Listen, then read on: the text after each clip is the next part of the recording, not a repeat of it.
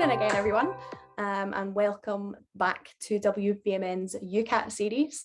Hopefully you've all come across me by now, but if you're just joining us for the first time, my name's Emma. I'm a fourth year medical student up in Glasgow and the member of the WPMN events team running the series. So basically this series is just designed to introduce you to the UCAT. So hopefully we're all catching you at the very start of the summer where you're just starting to think about your UCAT preparation. So hopefully by taking you through each section of the test and giving you some of our tips and tricks for each section, we'll set you up for your revision quite nicely and help you make the most of your summer.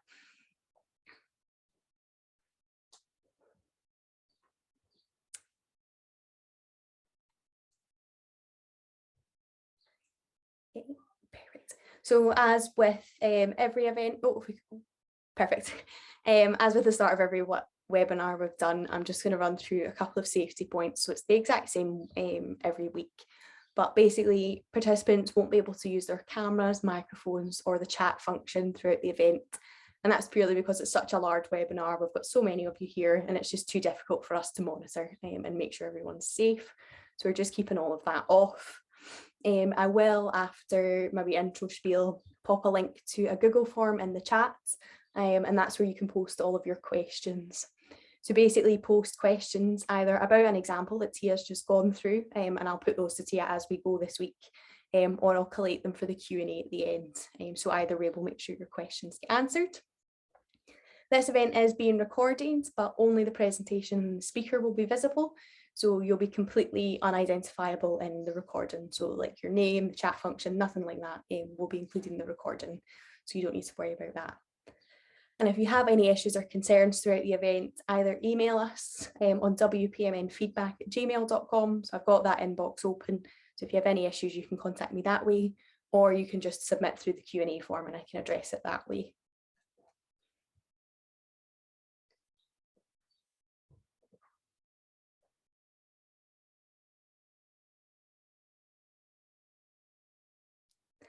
So a very quick overview of WPMN before we get started, since they are the organisation who are hosting the series.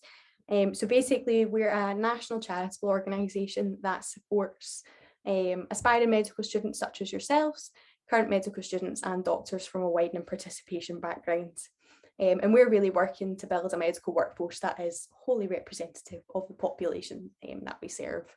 So we were founded in March 2020, so right at the beginning of the pandemic, and now have over 600 members, which is fantastic. And it's great after every one of these webinars, we see the numbers on the website jumping up, which is brilliant. It is free to join the website and we have resources for aspiring medical students there that you might find helpful, and also points to contact various medical students at different universities in the UK. So for example, if you want to chat to a student who goes to Birmingham, there's someone there that you can chat to. And we have a bit of an exciting announcement for this webinar that we haven't had so far. So WPMN are hosting our first national conference at the University of Leicester on Saturday, the 9th of July. So we have a handful of free in-person tickets open to aspiring medical students, so that's you guys, anyone aged 16 to 18. So unfortunately, if you're under 16 for safeguarding reasons, you can't join us this year. But we are really excited to be able to invite you guys along to join us.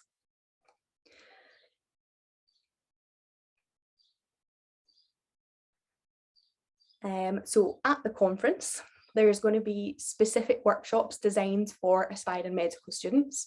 So there's going to be lots and lots of medical students and doctors for you guys to chat to, along with a specific Q&A panel. We're going to have workshops based on application advice, and you'll also get a wee tour of Leicester Medical School while you're there.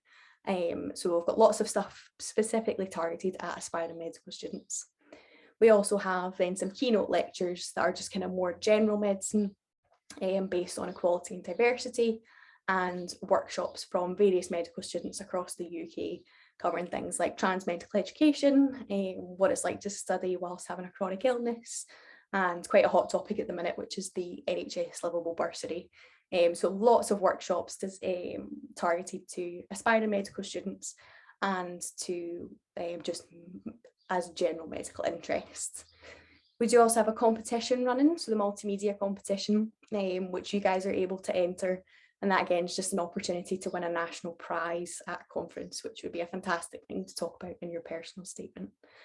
So hopefully those of you who kind of live in the Midlands area will have a wee look at joining us in person. It would be lovely to see some of you guys there. I'll be there in person, so it'd be nice to say hi to some of the people that we've had on the webinars. But we do know that it's not going to be practical for everyone to travel there in person. So unfortunately, we don't have online tickets for anyone under 18, but the kind of main lectures will be recorded and put on our YouTube channel, if that's any kind of consolation. But hopefully we'll see some of you guys there. As I said, it'll be a really good talking point for your personal statement and at any interviews if you are able to join us. So it's completely free as well. So that little QR code down the bottom will take you to the Eventbrite link. I'll also post in the chat shortly. And there's an email address you can contact if you've got any questions before you sign up. Okay, so conference spiel over. Back to the UCAT webinar. So again, as with every week, a quick thank you to the University of Glasgow for providing us with this large Zoom license. And just to note that content within the webinar is representative of WPMN and not the University of Glasgow. And an additional thank you to the UCAT themselves for giving us permission to use questions from the UCAT official website. And again, just to note that the questions that we've used in this webinar, we didn't create, nor did we create the marking schemes. So just to give the appropriate credit to the UCAT there. And any advice that we give out as part of our series is representative of WPMN and our speaker and not the UCAT consortium. So we do have a couple of, and I do apologise for those of you who have joined every week who might be, well, you will be slightly bored of these slides. But hopefully you all know since you've joined this webinar that the UCAT is an admissions test used by medical and dental schools throughout the UK. So this is a list of the universities that use it here. The other admissions test that you might come across is the BMAT, which is used by significantly fewer schools. So that is Brighton and Sussex, Imperial College London, Lancaster, University College London, Leeds, Cambridge and Oxford. So they all use the BMAT, but the majority do use the UCAT.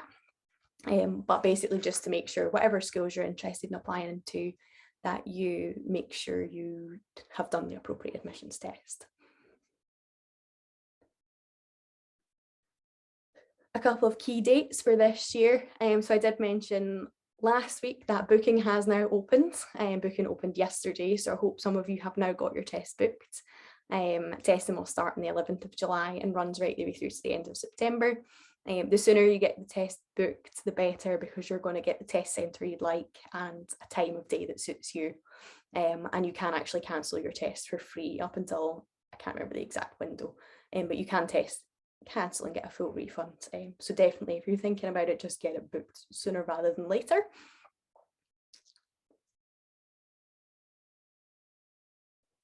And additionally, so you should all know that the UCAT comes with a fee associated. So it does cost £70 to sit the test. There are bursaries available for folk who meet certain criteria. So for example, if you get the 16 to 19 bursary or EMA through school, or entitled to free school meals or anything like that, you might be entitled to have the cost of the UCAT covered. So just make sure you look into that. But basically you apply for that on the website and you get a voucher to use when you book your test, and that will redeem the cost of it so that you don't have to pay for that, obviously. And likewise with access arrangements. So if you're normally entitled to things like extra time or other accommodations, whether you're at school or college or university, they can accommodate these as part of the UCAT, but only if you arrange this in advance of booking your test. So you can't pitch up on the day and expect these accommodations to be in place. So make sure you contact the UCAT office in advance of your test, and they ask that ideally you do that before you've actually booked your test. So if you think this might apply and you've not got in contact yet, do so as soon as you possibly can. And this is just a very brief overview of the UCAT itself as an exam. So there are 5 subsections, and each webinar that we've been running has taken a subsection at a time. So we've already looked at verbal reasoning, decision making and quantitative reasoning. And today we're going to look at abstract reasoning. So you can just see the breakdown of the test here. So you can see the number of questions and the length of time you get per section. And when you add it all up, the total test is 115 minutes, and then you get an extra minute to read the instruction for each section. So it breaks down into 2 hours. And it's a computer-based exam, so you do it at the same place you sit your driving test. It's all multiple choice, and there is no negative marking. You get your result on the day of sitting your test. The first 4 sections are scored between 300 and 900, giving you a total score of somewhere between 1200 and 3600, and then you'll get a banding for your situational judgment, so ranging from band 1 to band 4. And as I said, you can get them on the day of your test, so they basically print it off and give you a copy, and you can also access it on your online account within 24 hours. And this slide, I won't read out, but this is just some tips from the UCAT consortium themselves about on the test day. So things like just making sure you turn up on time and you bring the kind of correct ID and stuff with you. But I'll let you go through that in your own time, and all of this information is available on the website. Cool. Okay, so I will stop talking again. Apologies for the folk that have been here every week and have heard that same chat every time. I'm going to hand over to Tiya, who's a dental student in Birmingham, and she's going to be taking us through the abstract reasoning section of the UCAT. Thank you, Emma. Hello, everyone. My name's Tiya, and welcome to this kind of webinar. So we're going to go through the basics of abstract reasoning. Then we're going to go through a few tips, then some worked examples. I'm going to use the poll function to go over this. Then some timed questions, which are not timed. I know a lot of you may have looked at the timing to this section, and it is incredibly difficult. So I'm going to give you guys a lot of time to go through them, just to try and get used to the questions, get used to looking at them to start with, and sort of trying to work things out for yourselves. Then we're going to have a short break and then go through some explanations for the time questions. Then just some general UCAT advice, so my kind of help for all of the sections, a little bit of an overview, and then finally a Q&A if we get some time. So today what you'll need is your whiteboard, so just a piece of paper will do. Danish talked about this last week. It's just literally in the exam you get a piece of paper that you can do your working out on. In abstract reasoning, you probably won't have enough time for that, but for today's session, it is probably going to be quite helpful just because you can be writing down your answers. So when we do go through things like the exam questions, you have your answers there ready. In the chat, we've put a link to a Google Drive where I've created some resources for you guys. So there's a stonks chart, which should all become clear later, and a reflective diary. So you can have that at hand now, just so you know what I'm talking about, or you can have a little check of it after today, just in preparation for your UCAT. So I'll go through my stats because I feel like everybody always wants to know this, but nobody wants to ask. So my abstract reasoning, I got 760 in. So as Emma was saying, this is out of 900. And you kind of average out all of your scores. I got band 3 in my situational judgment, and a lot of universities will say that they don't really consider applicants that have band 2 or band 3 or below. But what I did is I emailed all of my universities before I applied. As Emma was saying, it's a really good thing to do. Email the admissions. They want to help you. They want you there. And so if you ask them and kind of grasp, have a little feel of what they're saying. Normally, if they say it's holistic, you're good to apply. If they say probably won't, do not waste your application. So overall, I got about 750, which that year was the top 3%. So in terms of certain requirements for certain unis, definitely check out. I think someone somewhere makes a document each year of each university's requirements. They kind of email all the admissions. So don't worry about asking them specifically, but there'll be a document somewhere that will tell you where you should apply and where you shouldn't apply. Obviously, take all of this with a pinch of salt. If you want to apply to a place, apply to a place. But we just want you guys to get into any medical school and any dental school because you're going to be amazing medics and dentists when you're older. And these are my A-levels. I did an EPQ in water fluoridation. If anybody's looking for any help on that, feel free to message me. I've got plenty of ideas. And I got offers from all 4 universities. So I applied to Sheffield, Newcastle, Birmingham and Manchester. and I ended up here. So now into abstract reasoning, the stuff that you're all really here for. So let's go on to what is abstract reasoning. So for any of you that did the 11 plus, it's like the non-verbal section, but a very, very grown-up version. And very, very grown-up means very, very hard. So it assesses the use of convergent and divergent thinking to infer relationships from information. This is basically a really complicated way of saying they let you look at puzzles and try and make you figure out what things match, what things don't. It's basically a really complicated difference. You have to kind of identify patterns and shapes where there are distractors. So I've got a few examples of this. So they might, for example, make things that look like faces or give you clocks, and you're there the first time you see them, you're like, how does this relate to what I'm meant to be doing? So it's so much easier when it's just lines or triangles or circles. When they put it in together into something your brain recognizes as a face, everything goes out of the window. So it also measures your ability to change, track, and critically evaluate and generate hypotheses and query judgments as you progress. So as you go along, you'll see there are certain questions that are standalone and certain questions that will have follow-on questions. So here, they'll throw in ones that kind of throw you off, or there might be a second rule to one of the patterns. All of this will become clear later when we're going through the questions, but this is just a kind of overview of what abstract reasoning is. The timings now. This is the most time-constrained section of the UCAT, simply because these questions, and you'll see, hopefully, when you guys go through this presentation again, if you do go through this presentation again, close to the time of doing your actual UCAT, you'll see that the questions, when you have time to look at them, as with all the S sections, I guess, in the UCAT, they're not too hard, you can do them. But here you have 12 minutes to do 50 questions, which works out about 14 seconds per question. So it's by far one of the hardest ones, simply because of this fact. Questions are worth 1 mark each, as with all sections of the UCAT. So each one is 1 mark and 1 mark only. There's no negative marking. And say you have a really difficult question, say you have a really easy question, exact same weighting. And so, yeah, harder section due to timing.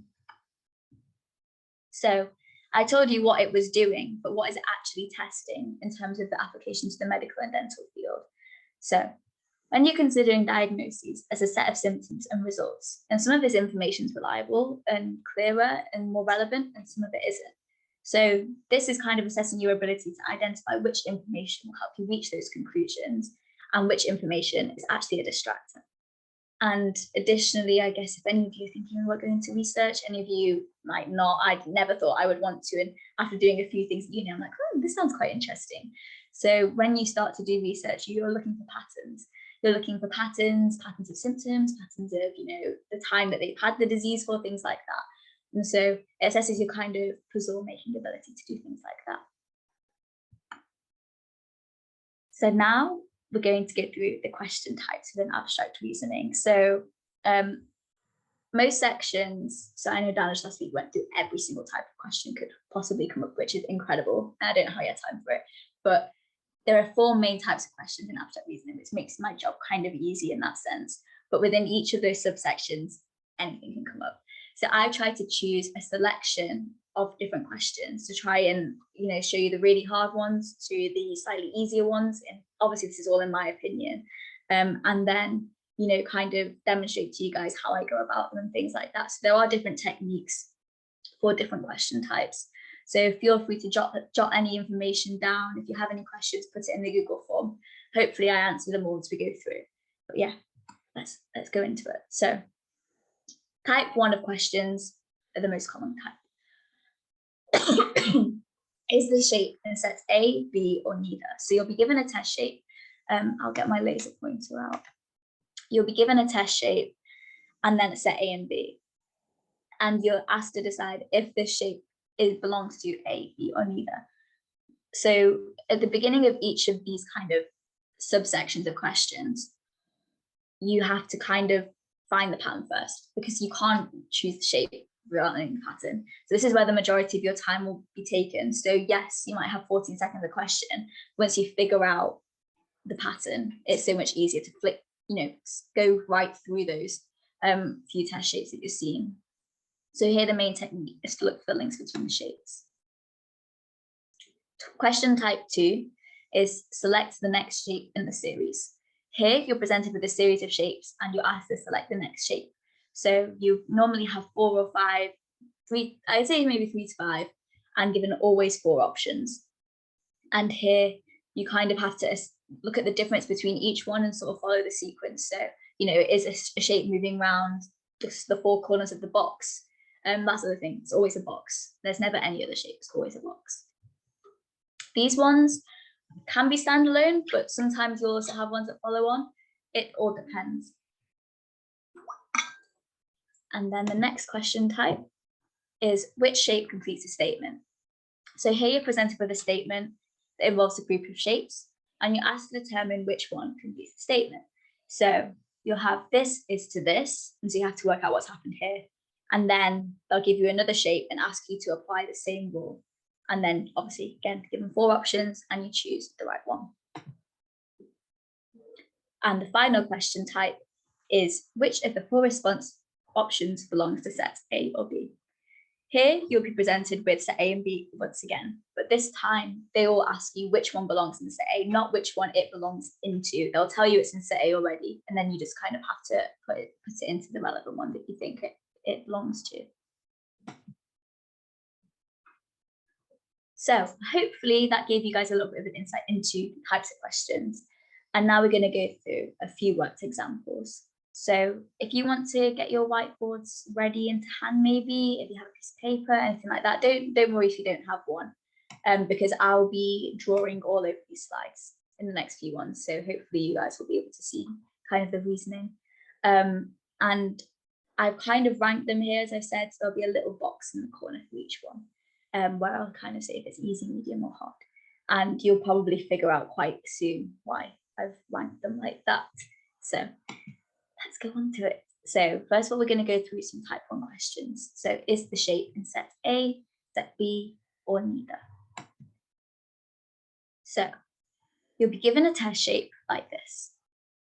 And the first step is to decide which the rule is for each of the sets. So what's the rule for set A and what's the rule for set B? Normally it's opposites. So it's quite easy. Once you figure out set A, you can figure out set B. So my technique that I use for this is called SPONKS. SPONKS stands for shape, position, orientation, number, color, and size. So this technique sort of lets you figure out what the pattern is and kind of narrows it down into some categories that you can sort of remember when you first start off your revision. So I'll go into the way that I revised later on. But for now, all you guys need to know is in the first few weeks, this has got to be your best friend.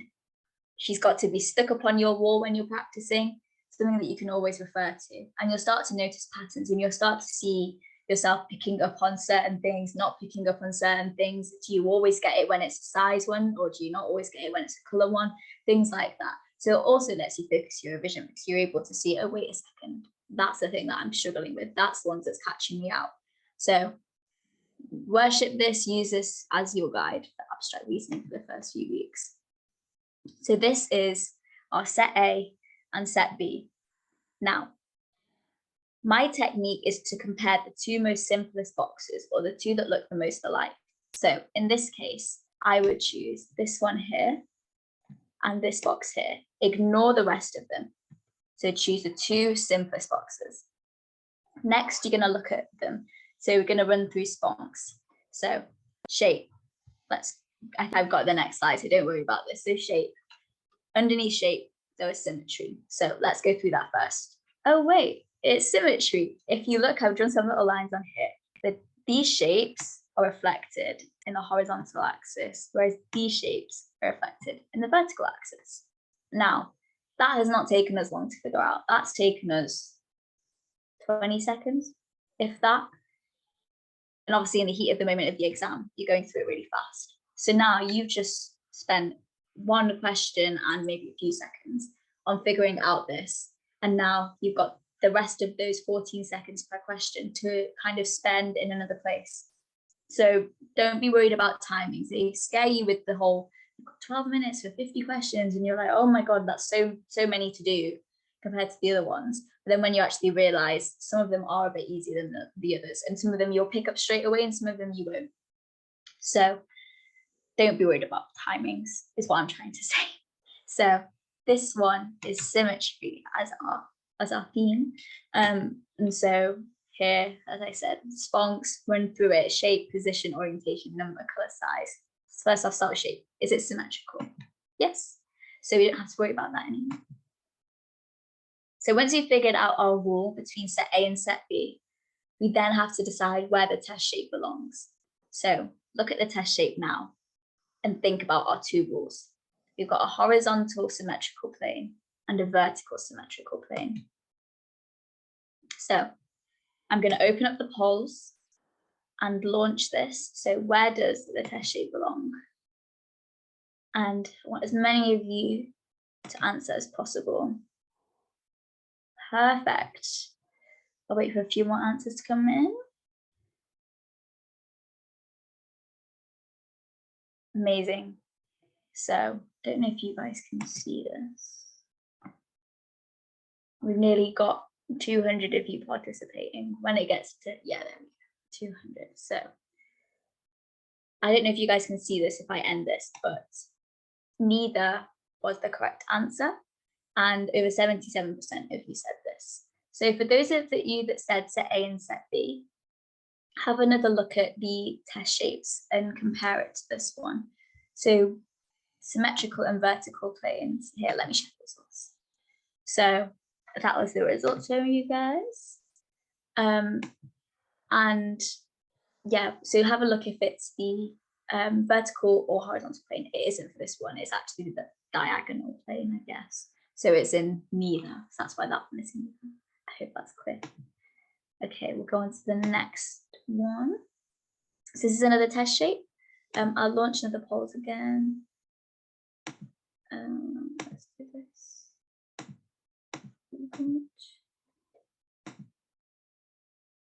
Okay, so we've got the next one. So horizontal or vertical?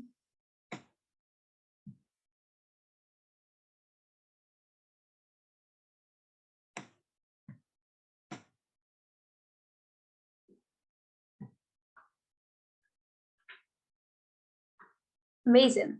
So it does belong to set A. I'll show the results. So quite a lot of you actually answered set B for this. And so again, have a little look.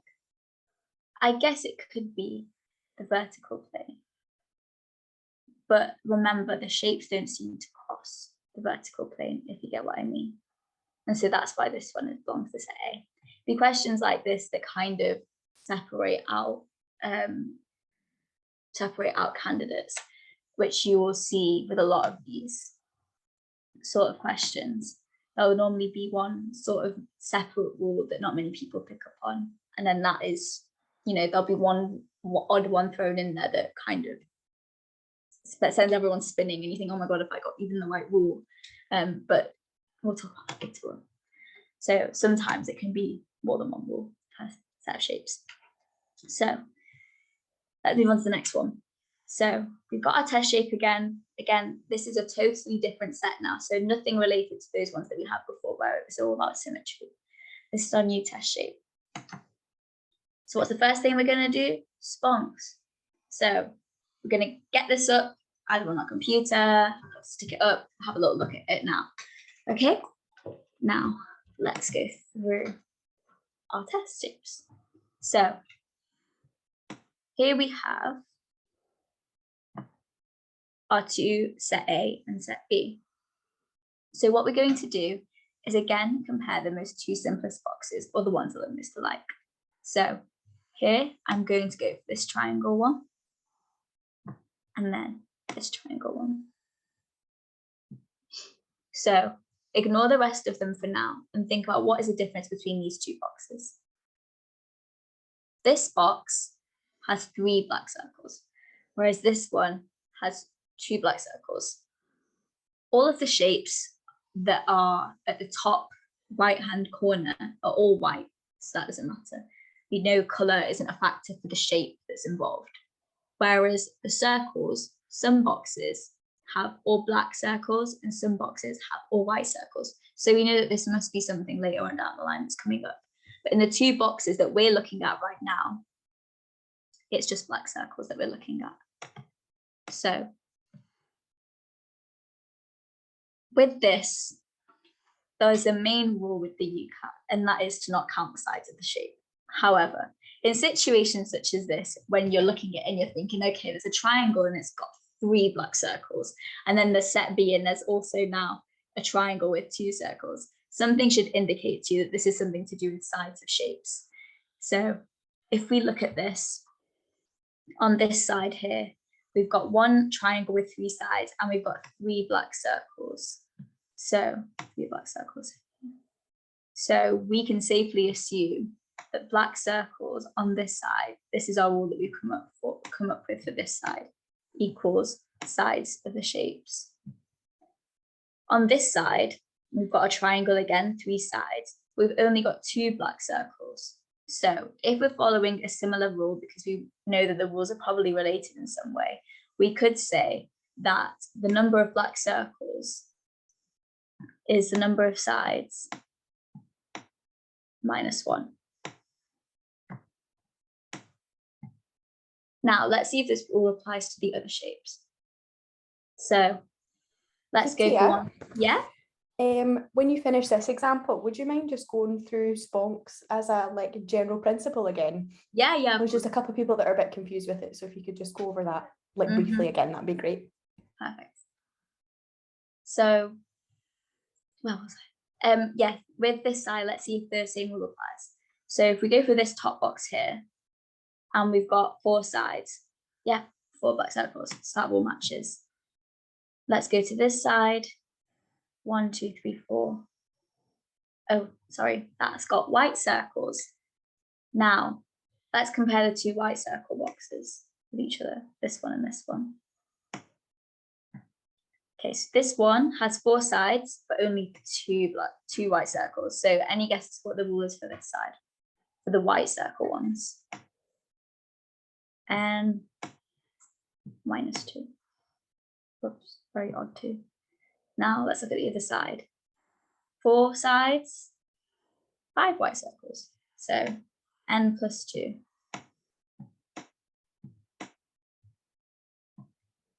So if we try and relate the rule again to the others, let's go for this. 5 sides, going to minus 2. Yep, that works.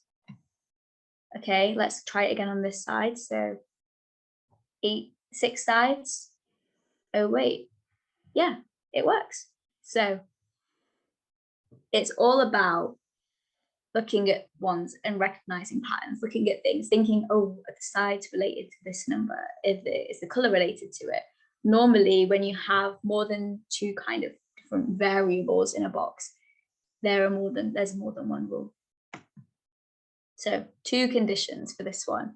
So most people will either pick up on the black circles or the white circles, and normally that is enough to get you through 3 out of 4 of the questions. And the final questions will be on the opposite one. And that's when that time that you save, you can kind of figure out what the other rule is. So don't worry if you don't get both rules. And if you're thinking, oh my God, that's got different color circles, try and see if you can answer any of the questions and go back. Okay, so this is a perfect time to go through sponks again. Sorry for those of you that didn't understand it. I didn't explain it very well. So with sponks, it lets you sort through the patterns that you're looking to recognize. So it's like doing spot the difference, but with a cheat sheet. So in terms of shape, you're looking at whether there is symmetry. So is there symmetry between the 2 sides, or is this specific shape always on one side of the other one? You can also look at curved and straight shapes. So are all the shapes in set A with curved edges, and all the shapes in set B with straight edges? Are all of the shapes in set A quadrilaterals, or all of the shapes in set B, equilaterals? Concave and convex. So this normally applies when there's circles, or when there's, crescents.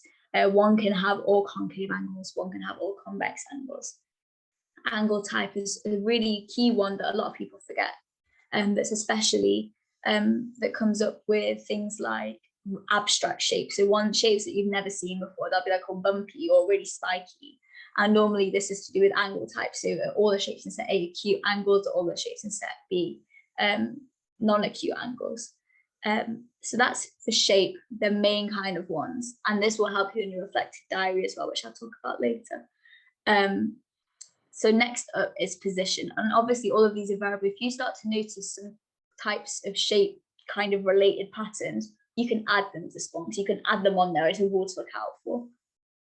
In terms of position, you're looking at rotation. So we've got an example later on to do with arrows and rotations. So this is normally for sequences. Are things moving in 45-degree manner, a 90-degree manner, things like that. Is the bigger shape always on top? Is there a reason why the bigger shape is always on top? Is it because the bigger shape has more sides? Is it because the bigger shape has more angles? Things like that. And position relative to each other. So is the black circle always on the right-hand side of the white arrow, or is it the opposite way around for set B? A lot of these do help with set A and set B, because with the ones that as 2 and so types 2 and 3, they're more easier to kind of follow along and not really worry about learning rules to look out for. Whereas for set A and set B, it is more about that just because of the timings. In terms of orientation, obviously this can only really apply to arrows, triangles, and clocks, and things that are not, equal-sided. So rules like this, so, for example, you could have all of the arrows pointing left and then one arrow pointing right in one, and then the other way around. They can be pointing towards a shape or towards a corner. So, all the arrows always point towards the quadrilateral in set A, but in set B, all the arrows always point towards a circle. Angles, this is especially important for clocks. A lot of people don't realize this with clocks, but they can do a lot of fun stuff with those. They can do multiplication. So all of the ones on the left-hand side are always 5 at the end. Always the ones on set side of, set B have 0 at the end. It can be all, acute angles on there and obtuse angles on the other one. So look out for those. But once you start to spot them, they're easy marks because they only have a select amount of things they can do with clocks. And they almost always come up as well. In terms of number, here is where it gets a bit tricky, because this number one is the one that takes time, and this is what they bank on people doing in the UCAT. They bank on every question sitting there and counting the number of sides on a shape and counting up all of the sides of the shapes in the box. Sometimes, if you really can't find an answer and you've got time at the end, go ahead, go for it. But if you don't, then try and avoid doing things like that, just because it will save you a lot of time in the exam, and that you can spend that extra time that you do have then going through and doing this sort of thing. So, it could be that all of there's an odd number of shapes in set A and an even number of shapes in set B. Or it could be an odd number of sides, even number of sides. You can have intersections, regions, right angles, things like that. Sometimes they have letters, they'll have the letter A, and then they'll have, letter B, and then again, it's a distractor. It's something that it throws you off like crazy. And again, if there's lots of shapes, don't count them, move on, flag some questions, and keep going. Color, as you saw, the color normally relates to another rule. But for some things like this, an example, all triangles always black, or each box has a set amount of each relating to another rule. In terms of size, you can have one bigger shape than the other. As we were saying, is it on top, is it on bottom? Think about that. Think about them in conjunction with each other as well as you start to progress further along in your revision. And you're also looking at the answers to things as well. And think about, if the curved shape smaller than the straight. So you can see here, this is linking shape and size together. So it's all about kind of giving you guys a ground basis. So you're not just launching into it like, okay, let's find a rule and let's just read the answers and say, yeah, that's exactly what I thought. This way you can write down what you think, draw out what you think, and then you can kind of compare it to the answers and see, oh, this is what they chose for this one. These go together. These two rules keep cropping up. There's a reason why that is. So that's what SPONX is for. So if we were to relate it back to the one that we've just done, this addresses shape, number, and color. And so don't think that it's a standalone section. So they'll only address size, they'll only address color. They'll address more than one. It's just which ones you have time to pick up on in the exam.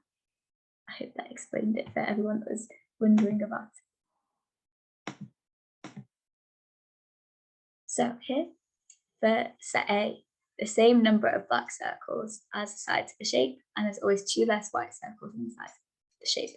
And then the B, it was a different rule. So I'm going to open up the polls again. I've got the rules here on this side. So think about the shape, apply it to the rule, and then decide, is it in set A, set B, or neither? And this is the kind of thing that you guys will have to remember in the exam. You've got to have these rules in your mind because you've not got time to flick between different shapes and things like that. But you will always have the set A and set B in the left hand side of your screen, and you will always have the test shape on the right hand side of your screen. And so I'll open up a polls now.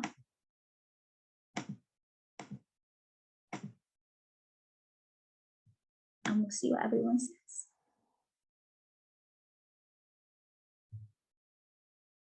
Okay, amazing. 90% of you guys had the right answer. So yes, it was set A. If you guys can see that. So well done for that. Happy, getting better. We're starting to pick up on these things. And I think Spunk's explanation hopefully helped as well. Let me relaunch the poll for the next one. So don't answer anything yet. And we'll go through this one. So here we go.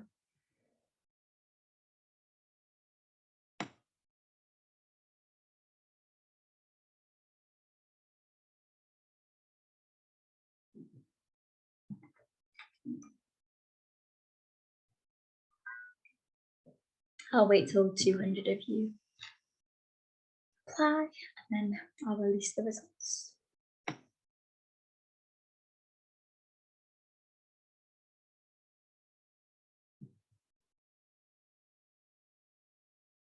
Last 10 now.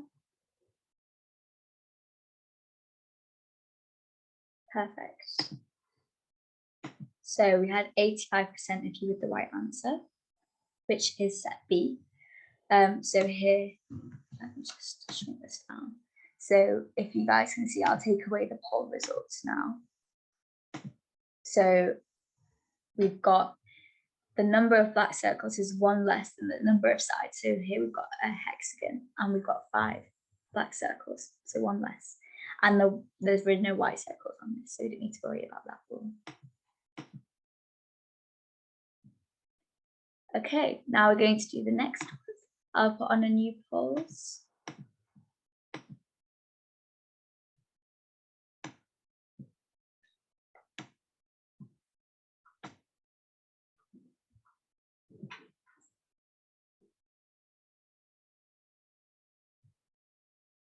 Again, I'll wait till we've got the majority of people answering.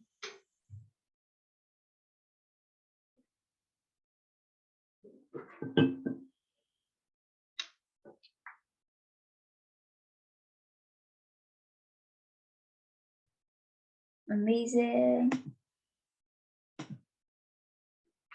Okay, so 89% of us answered right. So that was neither. And hopefully you guys can see why. So this rule doesn't exist. So that's why it doesn't apply to you. So I'll move on to one final question. Now, I thought this one was really difficult, but then I asked someone else to do it and they got it straight away. So the ones like this are distractors because I don't know if you guys can tell, that looks like a face. And to me, I'm a people person. So I see things, I'm like, oh, that's a face. And I've already wasted now, a quarter of my time thinking about it's a face. So what you've got to do is really shut yourself off from looking at things like faces for patterns, looking at things like clocks for patterns, and just simply seeing them as shapes within shapes. So first of all, spunks, get it up, remember it, think, shape, position, orientation, number, color, size. Now it's a face. So, we've got, this is probably to do with shape, something to do with that, maybe to do with position because, there's different ones arranged in each place. And, I could see before there was one big one and then, some smaller ones inside. So maybe something to do with size as well. So bear in mind those kind of few ones and have a little look now. So here we go, faces. Again, we're going to look at our two most simplest boxes, or the ones that we can relate to each other the most to. So I think I will go for, let's just go for this 200 squares. Okay. Now, both of them have eyes, a nose, and a mouth. But remember, we're not thinking like that anymore. We're thinking, okay, there's an outside shape. Both of them, check. There's also that outside shape is at the top of both of those, and there's two of them. Does that match for both? Yes, but what's the difference? One of them's black in this one, and they're both white. Okay, let's move on to the next thing. This middle shape doesn't seem to have anything to do with the actual shape itself, doesn't seem to be related in any way. And in every single one of these boxes, there is a black line here, right at the bottom. But in some of them, it's in the middle. Now, in situations like these, when you've looked at the two and the only difference you've seen is one has one black shape and one has one white shape, it's time to look to the other shapes because you've figured out, actually, wait a second, no correlation. So sometimes it's worth looking at the two shapes in this same set and comparing them. So if we compare these two together and we look at it and we think, okay, right, so this one has one black shape at the top, but this one doesn't. What's the difference now below that shape? Oh, wait, if there's a black shape here at the top, there's a white space and there's a black at the bottom. So it goes black, white, black. Oops. This shape here, there is no black shape at the top, so it goes white, black, white. Now, does this rule work for set A? So if there is a black shape at the top, that means that there's a black shape at the bottom. If there isn't a black shape at the top, the black shape is in the middle, and then it alternates in that way. Yes, it seems to work. Now you've got two white shapes, one black shape, one white shape. Now, let's move on to the other side, so set B. We know it's not the same rule, so we can already be thinking, okay, it's something to do with whether there's a black shape at the top. So remember, if there's a black shape at the top here, there is a space in between, then it's black again. Lo and behold, we've got black at the top. What's next? It's black, and then white. So if you guys can see, we've not looked at these as faces, we've looked at them as shapes, and that's helped us get past that point. So these two rules seem to have worked for us. So let's try and move on to see what we've addressed in spunks. So we're addressing position and we're addressing color. So there is definitely a position relative to each other. There's definitely something going on here with if there is, if there's one that says if there's a black shape at the top, then there's a white shape at the bottom, things like that. And color as well, that's related to it in some way. If there's a black shape at the top, that determines the course of the rest of the positions of the shapes. So hopefully you can see how spunks can help you kind of decipher out ones, and also you can run through them as well when you're starting. If you're really stuck, you just run through each of them and hopefully one will crop up. So for set B, if the top shape is shaded, then there's a line directly below the shaded shape. If it's in set A, then the shape is shaded and the line is at the bottom. Both shapes have the same outline as the shapes at the top, and both sets contain 4 shapes. So let's move on to some more polls. Let's try this. So here you go, you've got your rules on the side and you've got your test shape that you were trying to answer. It's looking good, guys. I want us to be above 95% by the end of this for all of the questions.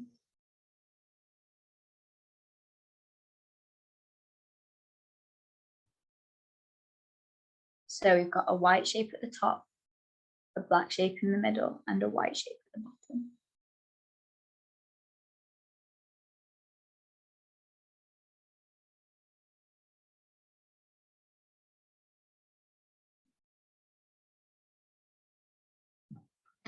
This one is a harder one, I know, because you've got to think about all of the different things going on in there. And I've rephrased it in a slightly different way to how I explained it. 6 more of you, and then I can release the results. 5.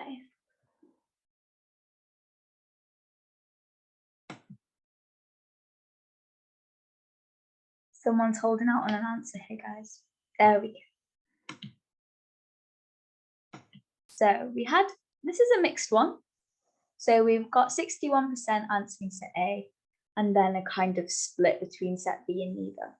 So let's explain this one. So first of all, we're going to do our first thing that we did before, where we labeled it as white, black, white. Okay. Now, set B, if the top shape is shaded, well, there's no shaded shape, is there? Then there's a line directly below, so it can't be set B. So for set A, if the shape is shaded, which it isn't, then the line is at the bottom, which it isn't. So when there's unshaded shapes, the line is in the middle. So set A looks all right. Okay. So that's why it's set A and not set B, and not neither, because it still applies, the shape still applied itself to one of the rules. If that makes sense. I hope that makes sense. We've got another practice. So hopefully this one, think again. So even label it yourself on your piece of paper. Think about what is it showing us? Is it black, white, black? Is it white, white, black? Black, black, white?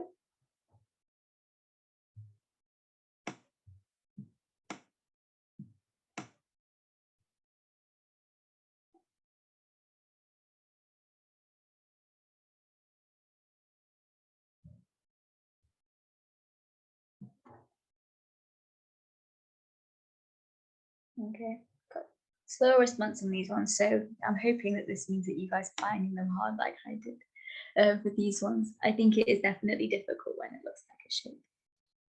It looks like a face, sorry. We're all not like shapes.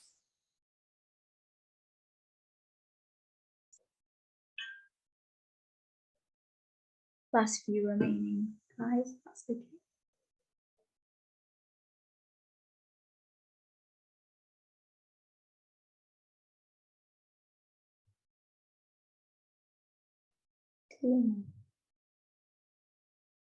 If you've got your button hovering over one answer, just click it. Don't worry if it's wrong. We're all here to learn today. Amazing. So, a little bit better than before. So we've got 74% of you saying that it was set A, which is the right answer. 14% on set B and 12% on neither. Okay. So again, we'll explain this. So the right answer was set A. Let's label this up. So we've got black, white, black. Okay, the top shape is shaded, which it is. There's the line directly below. No, it's not, so it can't be set B. If it's set A, then the shape is shaded and the line is at the bottom. Well, the shape is shaded and the line is at the bottom. So therefore, we're going to go with set A. And also remember for the UCAT guys, they will just put 5 like A's in a row. They don't think about mixing it around because they know that everyone's going to think, oh gosh, you start to question yourself. You're like, oh my God, it's been A the past 3 questions. And you know, it might just be that that's what it is. Don't worry about thinking, oh, it's come up too many times. One last one to really solidify whether we know the rules for this.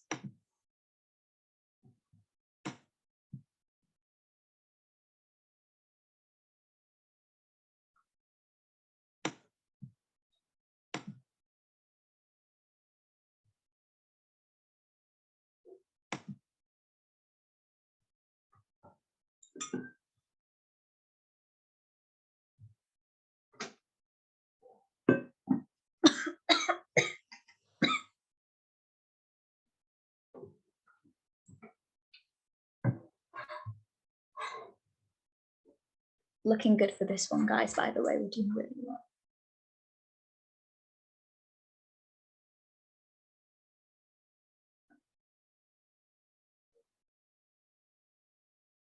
Again, if you're just hovering over an answer, go for it, Cricket. I can't see what everyone's getting. No one can see what you're getting. It's just learning. So just while you're waiting on folk answering some questions there, a few folk have asked if, when you're going over the answer, if you could explain why the other answers are wrong as well. Okay. That would be quite helpful. So even for the ones that the majority of people have got right, I think that'd be helpful. Perfect. Sounds good. So, right answer here is set B. So well done. Let me stop sharing. So the reason why this isn't set A is because if the shape at the top is shaded, then set A requires the line to be at the bottom. So that's why it's not set A. The reason why it's not neither is because it follows one of the rules. If, for example, this was a circle and the circle on the outside, and it had, sorry, let me get my laser pointer. I realize you guys can't see what I'm circling right now. If we had our circle here, for example, and it had two squares at the top, automatically that would be a neither, because it doesn't match the kind of categories that it needs to fit into. And also it's not obeying the rules that are followed for the rest of them. So that's why we know it's not neither. And the reason why it is set B is because the top shape is shaded and there is a line directly below it, which is shaded. So it goes black, black, white. Hopefully that explains it to everybody for that question. So, but you're all very happy to hear that that's the end of those ones until the time questions. And now we're going to move on to type 2. So select the next shape in the series. This is a mixed one. Personally, I feel like I find these somewhat easier, but then one will come that totally throws you and you're like, oh, I don't like this anymore. So this one is more about assessing if you can check the difference between each of the stages, and you can find out what's happening between each stage. And so what you're going to do, so this is arrows, so automatically we're going to go straight to our orientation, so arrows, triangles and clocks. And we're going to be thinking about angles, we're going to be thinking about are they all pointing a certain way. Also there's 3 different colors going on those arrows as well. So we're going to think, are the colours related to anything? Are the colours moving around? Are the colours, following the arrows around? Things like that. So let's have a look. So here we are. There are arrows. Now, the first thing that I like to do is when we've got 3 different colours, I'll focus on one of them first. So I'm going to focus on the white. And all I'm going to do is I'm going to draw it outside the box. So I'm going to draw a line and exactly mirror what it's doing. Now, those of you that have done GCSE maths or A-level maths, and even if you haven't, you probably know a 45-degree angle, and this is one of them. So the white arrow seems to be moving 45 degrees between each box. If that makes sense to everyone. Now, here is where it gets tricky with sequences. You can either now say, okay, right, looked at one rule, seems to work. Let's move on to trying to answer it. Or you can think, okay, that's the rule for the white arrow. Now what's the rule for the rest of them? So what I tend to do here is, obviously for this kind of explanation, I'll go through all the different rules. But in actual practice, you probably won't go through every single one. Same as before, you'll probably find one that works. So if this was me sitting in the exam right now, thinking, okay, right, the white arrow turns 45 degrees. Let me check if this matches any of the answers. And if it doesn't match any of the answers, if there's 2 of the answers that have the next white arrow pointing downwards, then I know I need to look back and check again. So we've looked at the white arrow, don't need to worry about that. The next one you can sort of look at is if you're still going to concentrate on the white arrow, you can think, oh, wait a second. They're all arranged in 3 points. They're arranged 1, 2, 3. Let's call it that, 1, 2, 3. The white arrow and all of them seem to be jumping around and following each other around in a clockwise direction. So this could be a rule as well. Now, I'll let you guys in on a secret. The UCAT official question doesn't even say that this is a rule, but I'm like, it's there. So I'm going to include it as one of my little rules. The colours seem to switch around for each one. Next, let's look at the black arrow and see what it's doing. So we'll do that down here actually. So the black arrow points this way, then this way, and then this way. So let's have a look at these. That's looking an awful lot like 90 degrees to me.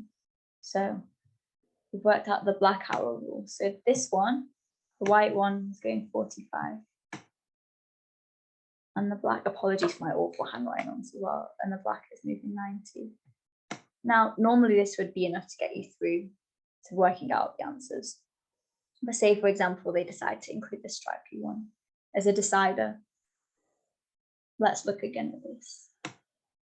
So going from here all the way around. So if we were to draw this angle out, it's an obtuse angle. Now, eyeballing this, I would not be able to tell you the actual angle. I would estimate for somewhere between 200 and 250, and the answer is 225 degrees. So whether you picked up in the exam or not, you do or not.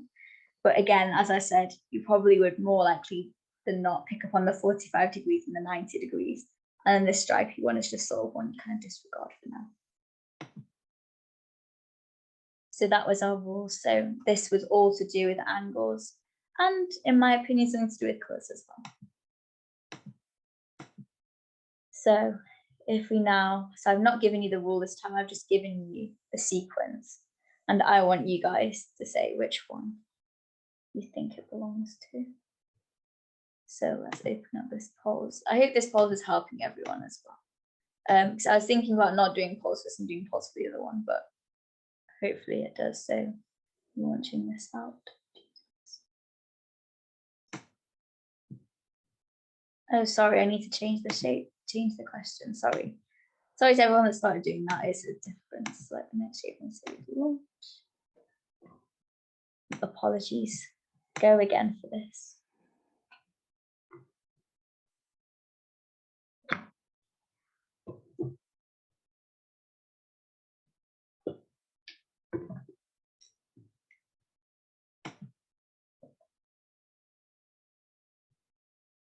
This is a slightly harder one, so I'll give you guys some more time to figure it out.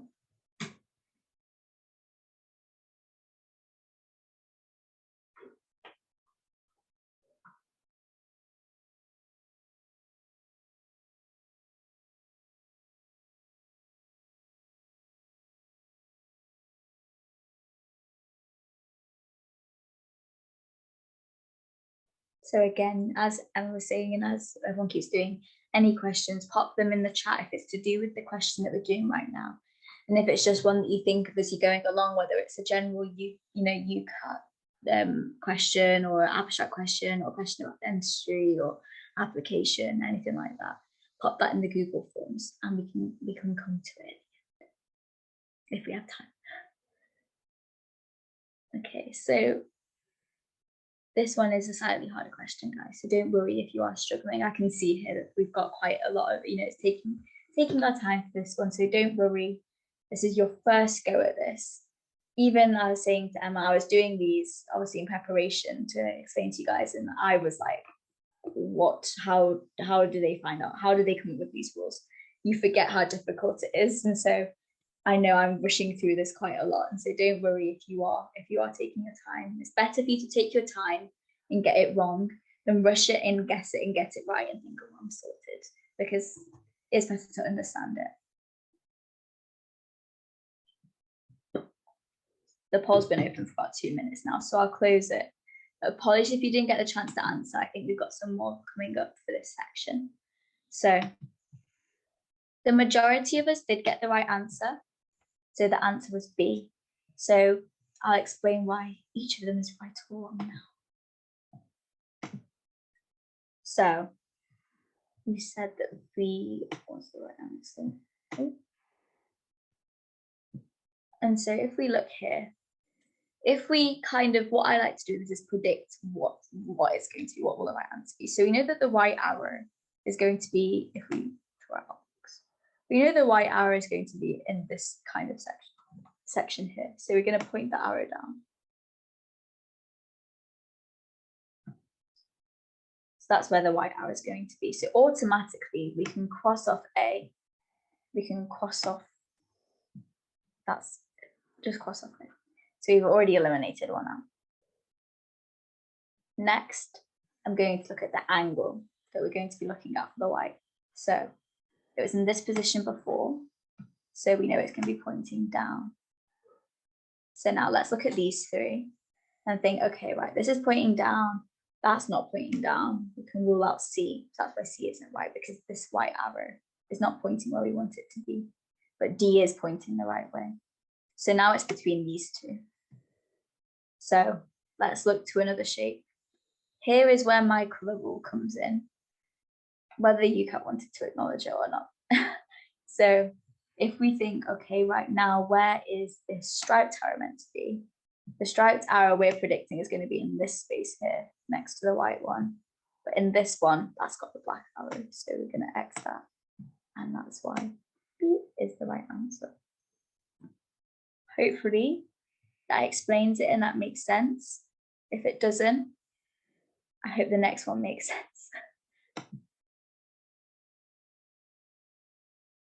Now, let's have a look at this.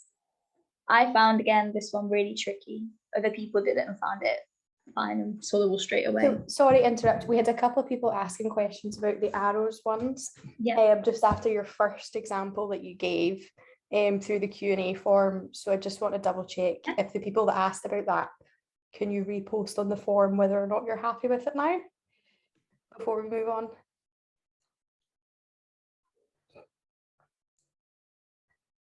Give them a wee sec. If we don't hear anything, I'm going to assume that that all makes sense and we can just move on. Let's see. So someone said they're still stuck on the arrows questions. So do you think you could potentially even go back to the first one you did and just have another wee go at explaining it? Yeah.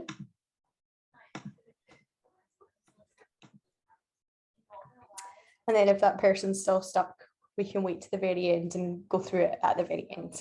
Okay, I'll clear all. So what I said with arrows was that there's not really much that they can assess you on apart from things like angles and orientation, because if it's arrows, it's always pointing towards something, right? So either pointing to a shape, to a corner, things like that. So the way that I like to go about them normally, when I see ones like this as well, where they all seem to be pointing in a different direction, is to look at the angles that they're all pointing at. And so I first of all said that I was going to look at the white arrow. And so I drew a line here to kind of represent the angle of the white arrow. I then did the same thing for this one. Same thing for this one. So I'm literally just drawing out the direction of the arrow that it's going into. And now if I join them two together, that's a 45-degree angle here. And that seems to be following the trend across. So for me, I said to myself, this rule for this white arrow here is 45 degrees, sorry. Again, awful handwriting. The next one that you can look at is the black arrow. So if I do that one underneath and then I'll erase again. So we're going like this. So literally again, drawing it in the direction it's going. Even yourself, draw this out on paper. You've got it on your screen, draw it out on paper, the direction of the arrows that they're going in. Now join these two lines together. And we can see it's moving in a 90 degrees fashion. And this is the black arrow. So the black arrow, I'm going to just write 90 over the top there. And as I was saying, normally this would be enough to get you through. And you saw with that, when we were explaining the answers, that this was enough to get us through to the deciding what the correct answer is. So if you saw the way that I kind of whittled through them one and said, well, it can't be this one, it can't be this one, it has to be one of these two.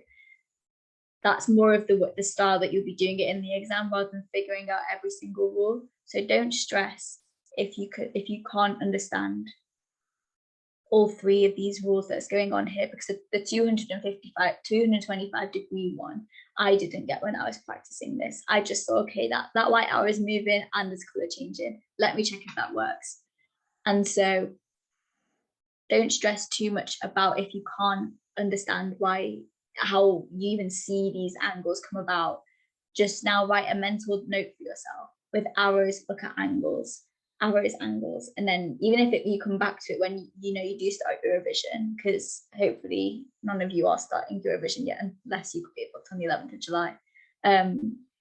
Come back to it, and as soon as you see arrows, think AA, arrows, angles. Does that explain it a bit better to those of you that were struggling a lot?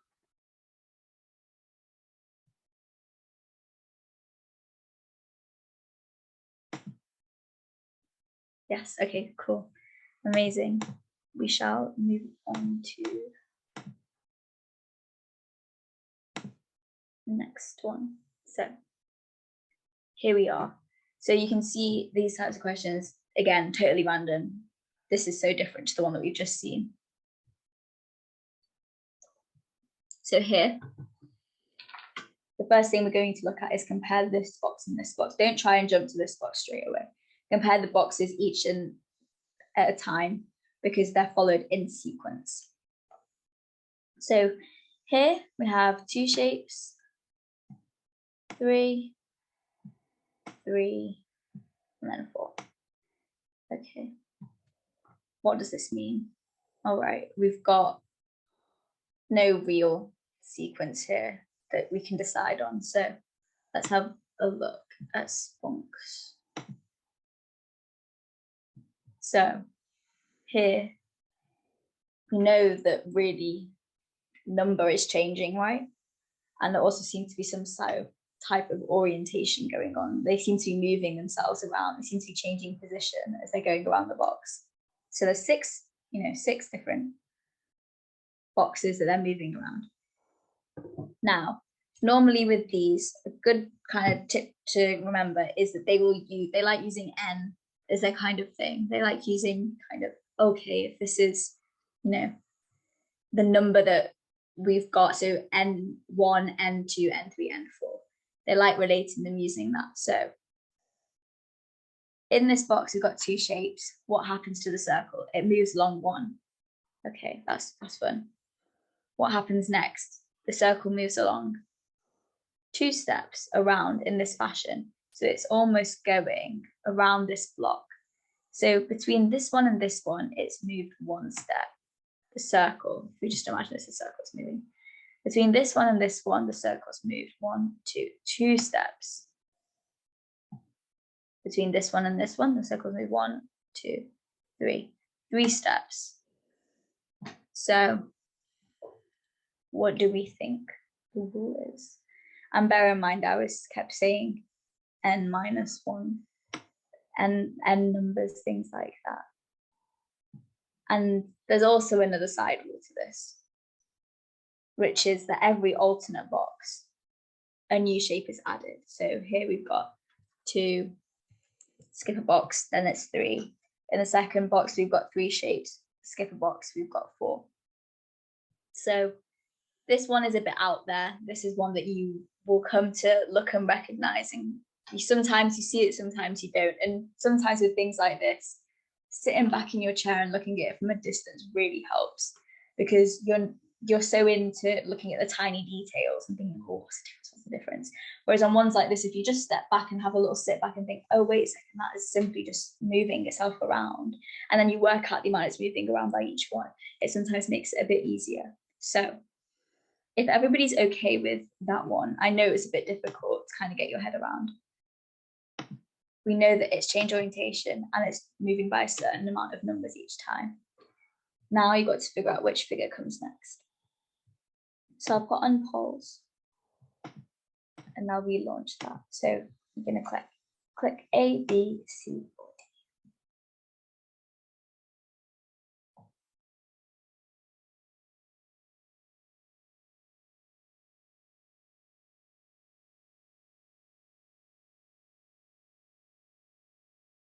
So all of them have 4 shapes, so it's not got anything to do with the number.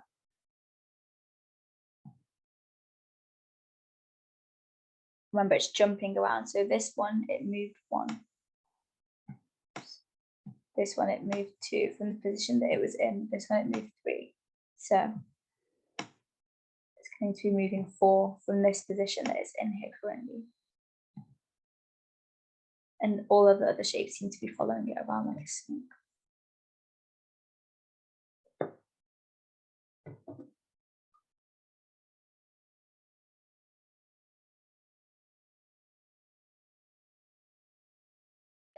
So I've had someone ask how you decided to look at the circle first.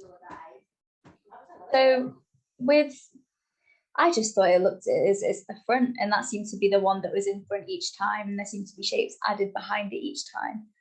So I could have looked at the square, but then it was kind of the circle was moving before the square was moving. Oh, Alicia has raised her hand.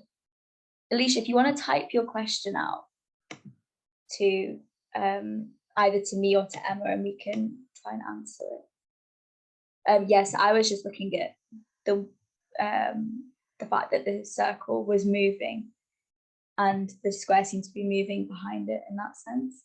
That's why I chose the circle to look at first.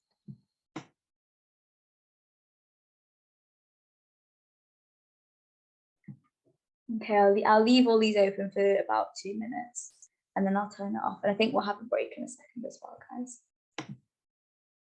So here we go. Again, mixed response, but overall, a lot of us got the right answer, which was D. So now I'll go through why.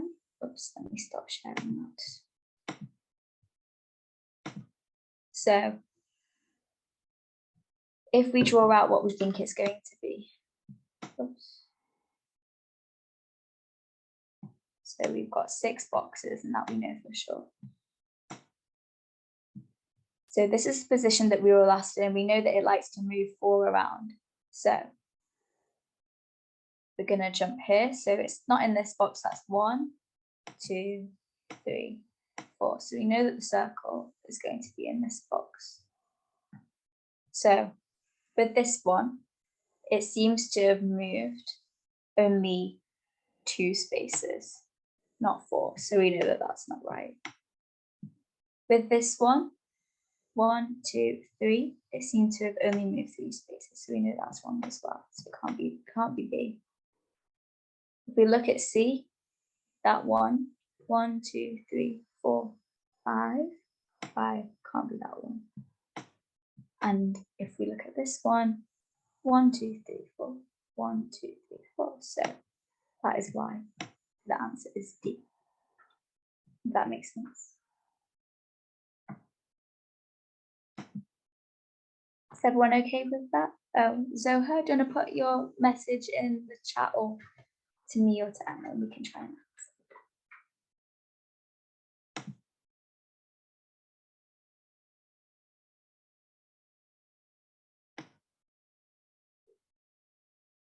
And again, yeah, if anybody else has any questions, please just let us know, and I'll try and explain as best as I can.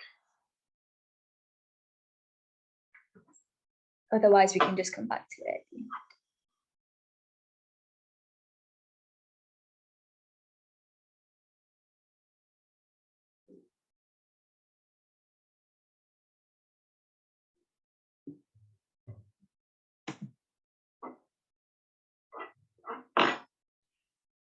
So I just move on, Emma.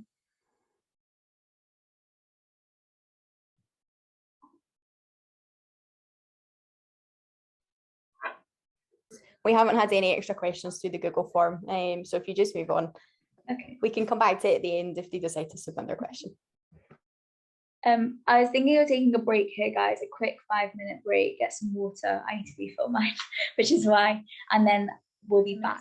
So type 3, which shape completes a statement?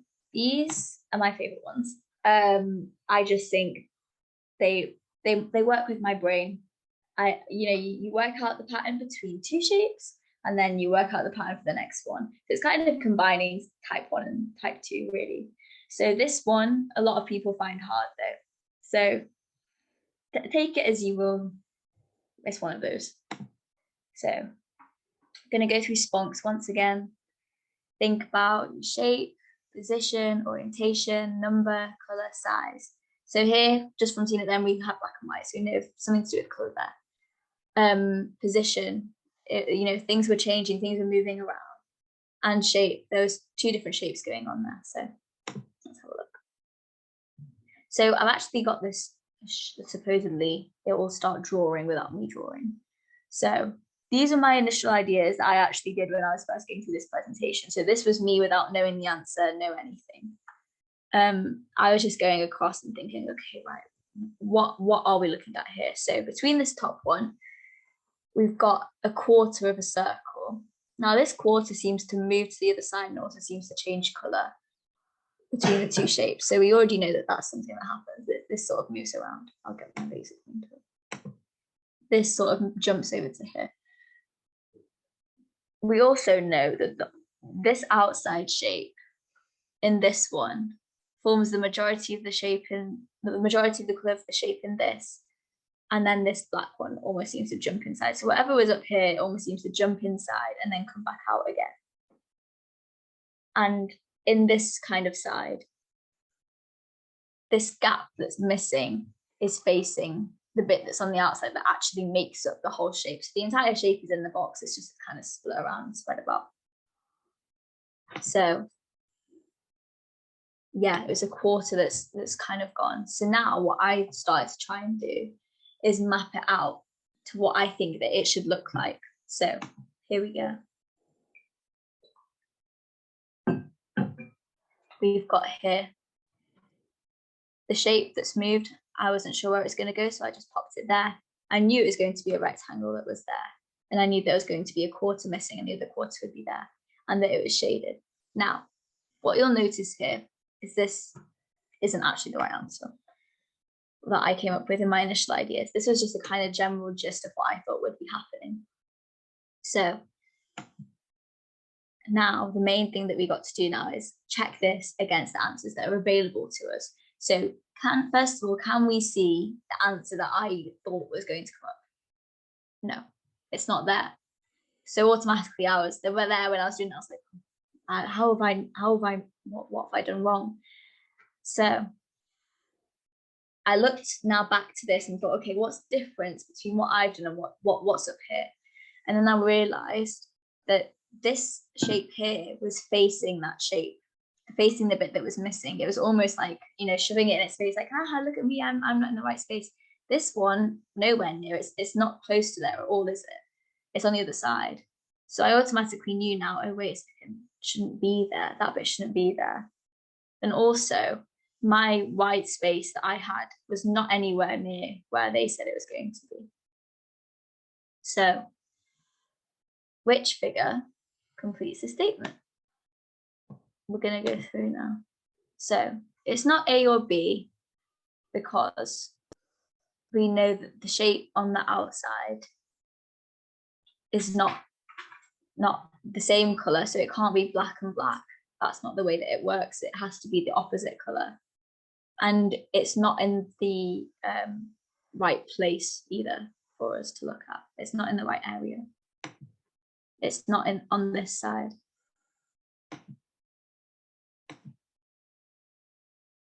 And it's not D because D is facing it, and it's the same colour again, it's facing the same colour. So therefore it has to be C. Now that wasn't explained very well, but you can see why and how you sort of move around these questions. You sort of look at them and map out what you think it's going to look like, and then kind of check that against the answers that are there, and then go for it from that in that way. And again, you're not worrying about other things like distractors and stuff in questions like this, because normally everything that's in the box is relevant to the sequence that it's following. So move on from this one, forget about that one. That one was quite hard. We'll go for an easier one now. So first of all, map out what's going on, what's happening. So this black shape seems to stay in the same place. There seems to be a streak of grey following the black one diagonally down. And there also seems to now be two like kind of spotted ones coming out from each side at right angles from the black on either side. So that's my initial idea of what the pattern is. And now we're going to map that out onto the shapes that we've been provided with.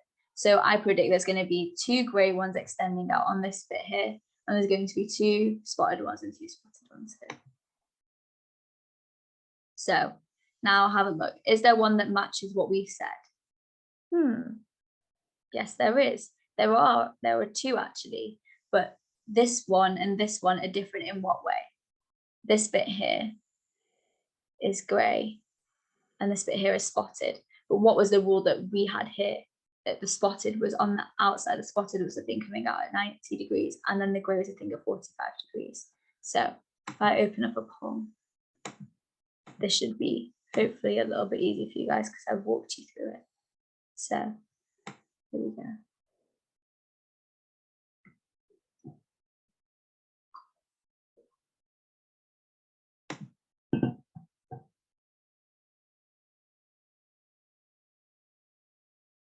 Amazing.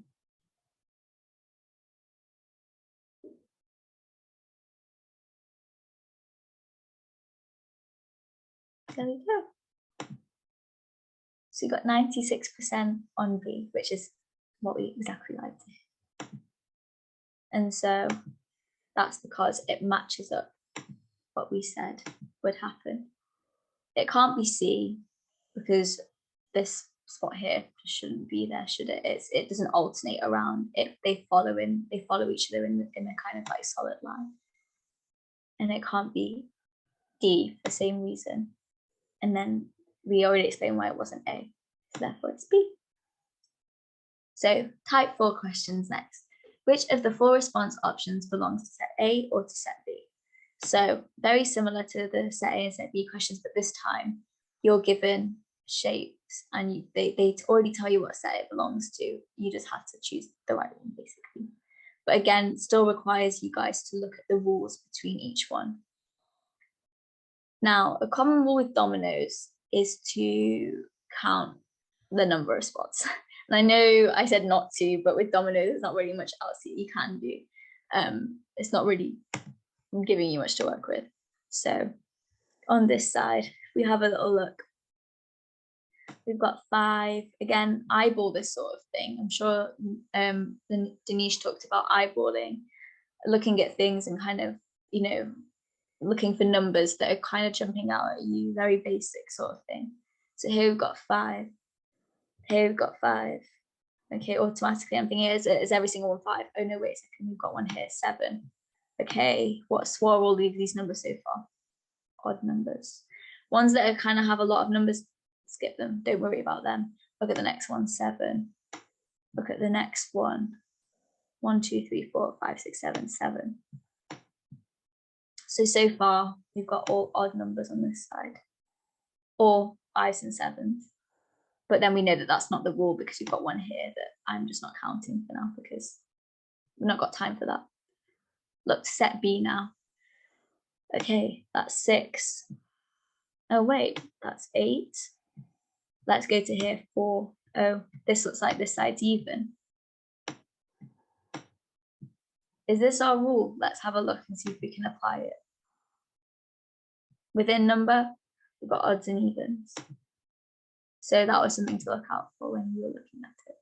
So the rules are, this is again from official UCAT, the total number of spots is an odd number in set A and the larger number of spots is above. Again, this larger number of spots is above is a secondary rule that comes that, some people will spot faster than the total number of spots. So for example, if you're like me and you think, oh, I don't want to count all of them all the time, and you notice, oh, wait a second, all the large numbers are always on top, whereas on this side, all the smaller numbers are always on the top, then that's another way that you can do it. But as I was saying, they'll throw one in that, it's got 2 ones that both have odd numbers, and then you have to say, okay, right now, what's the other difference? So let's have a look and see what everyone says. So we've got the rules, we've got the explanation, and we've got the shape. So let's see which answer we're going to go for.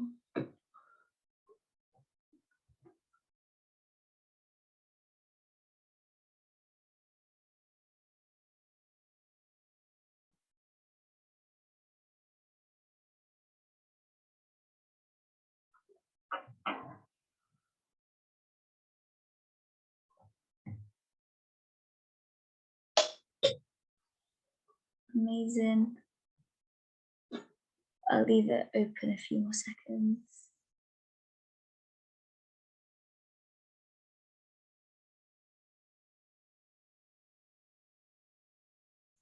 So again, with these ones, there was 2 different rules going on. It's just whichever rule you want to use. I'll end the poll now. So 73% said it was C, which is the right answer. And now I'll go through why. Got some more ones.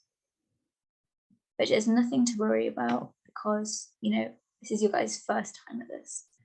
So C was our right answer. And this is because in set A, the larger number is on top. So let's first of all look at this. Is the larger number on top here? No, so you can automatically disclude B. Is the larger number on top? Yes, so you can keep this one back in mind. Is the larger number on top? No, so you can cross this one out as well. So now it's between these 2, and this is where now you've got, that's one rule that you've applied, now you've got the other rule. And so in set A, the total number is an odd amount, whereas in set B, the total number is an even amount. And it's asking us which one belongs in set A. So here, we're looking for odd. So A, the option A has 8 spots. That's not odd, is it? So it has to be C. Okay, that makes sense to everyone. And again, dominoes, remember, numbers, remember, think about, is the top one heavier than the bottom, things like that. Again, as I was saying with clocks, there's only so much that they can do. Oops, I already wrote out everything on this, so it's going to replay. Here we've got, so with this one, again, you'll have multiple questions associated to the set A and set B. Not all standalone, like types 2 and 3. So I shall pop again. Thank you to everyone who's staying on, sacrificing your evenings. You'll hopefully appreciate it later down the line. And those of you that have left, don't worry. We've got our YouTube recording that's coming up as well. And I'd really recommend watching the end of it just because the tips and tricks that individuals use are sometimes the best things to get out of these things.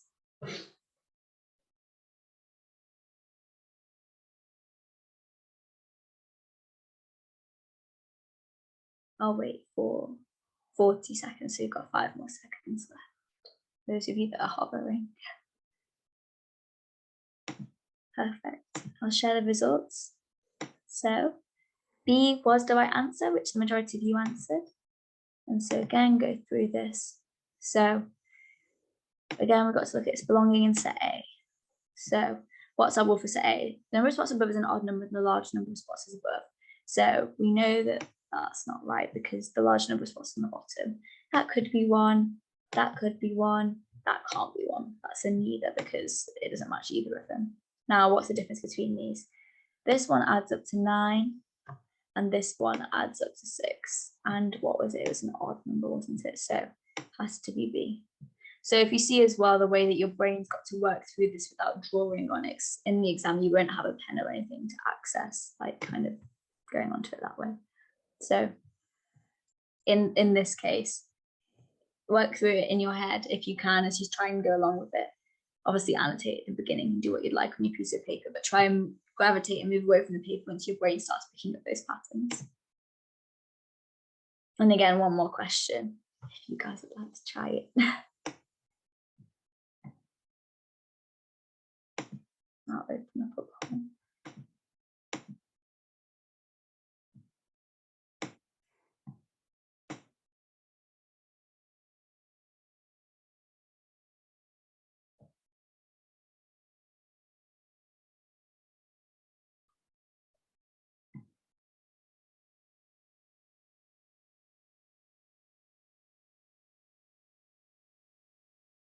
Okay. I'll end this one slightly earlier. We've got a good response on that one. Oops.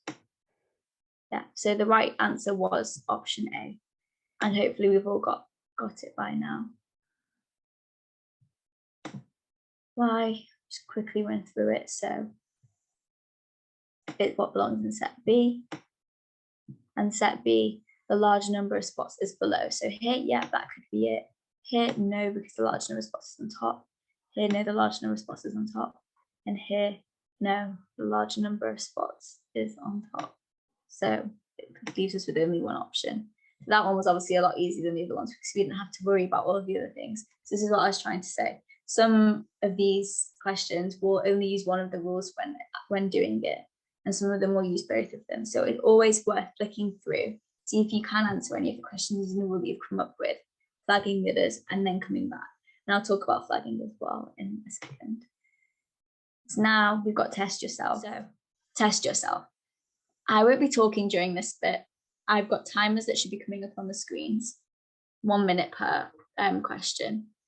Questions 1 to 3 is simply determining the rule. So what I want you to do is to write down the rule that you think is happening. So this is just to get your brain used to looking at the rules for set A and B. This is what this bit's for set A and B, sorry.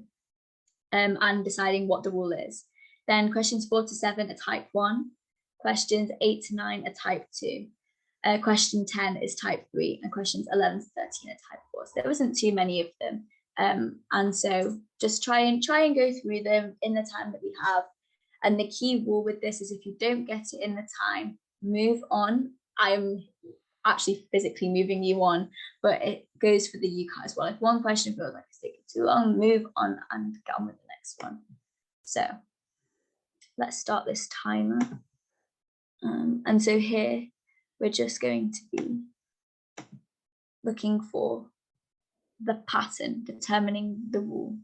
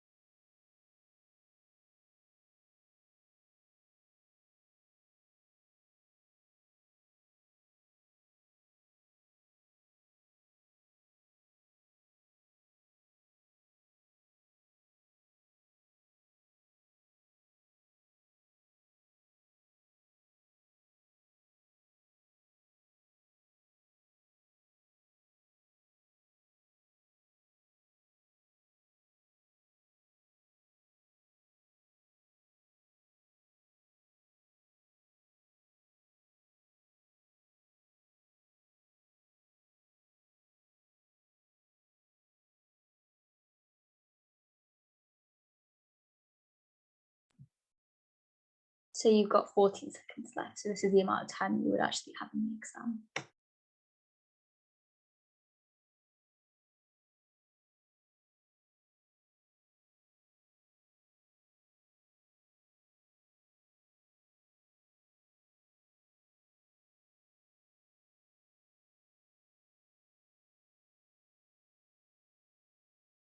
Okay, that's time up for that one. So if you've not figured it out, don't worry, move on. We're going on to the next question.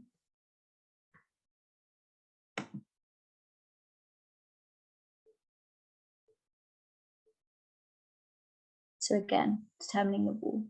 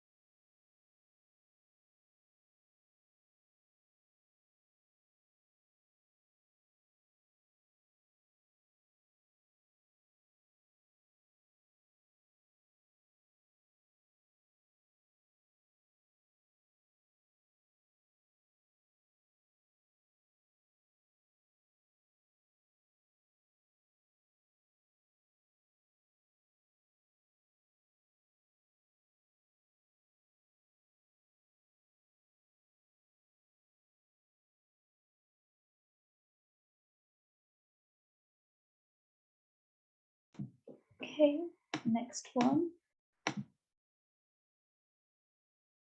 Again, determining the wall.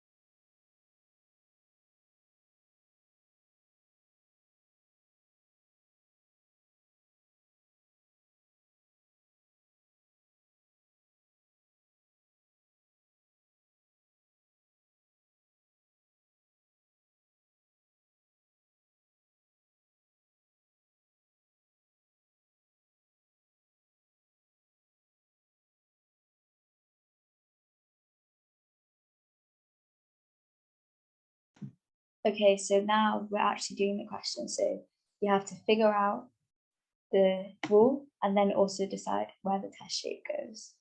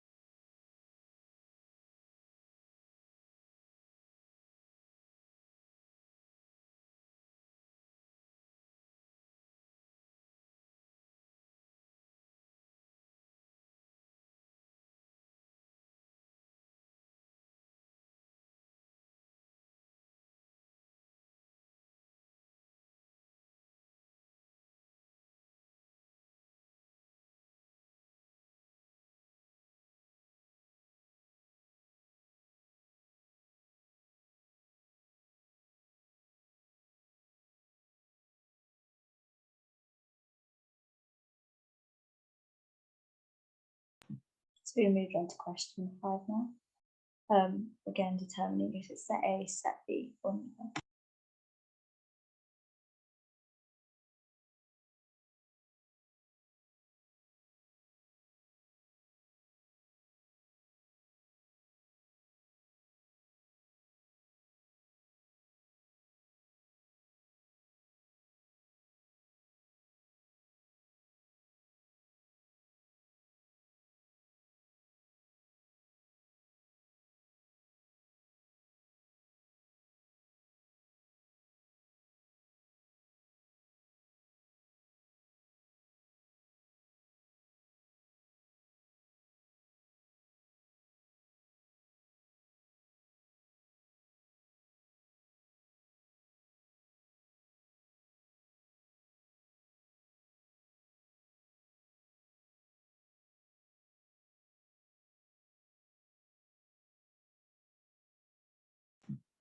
We've moved on to question 6.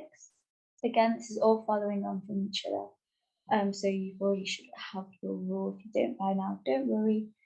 Nothing to stress about. You've got plenty of time to figure it out. In the upcoming weeks or in the next few seconds, it might click.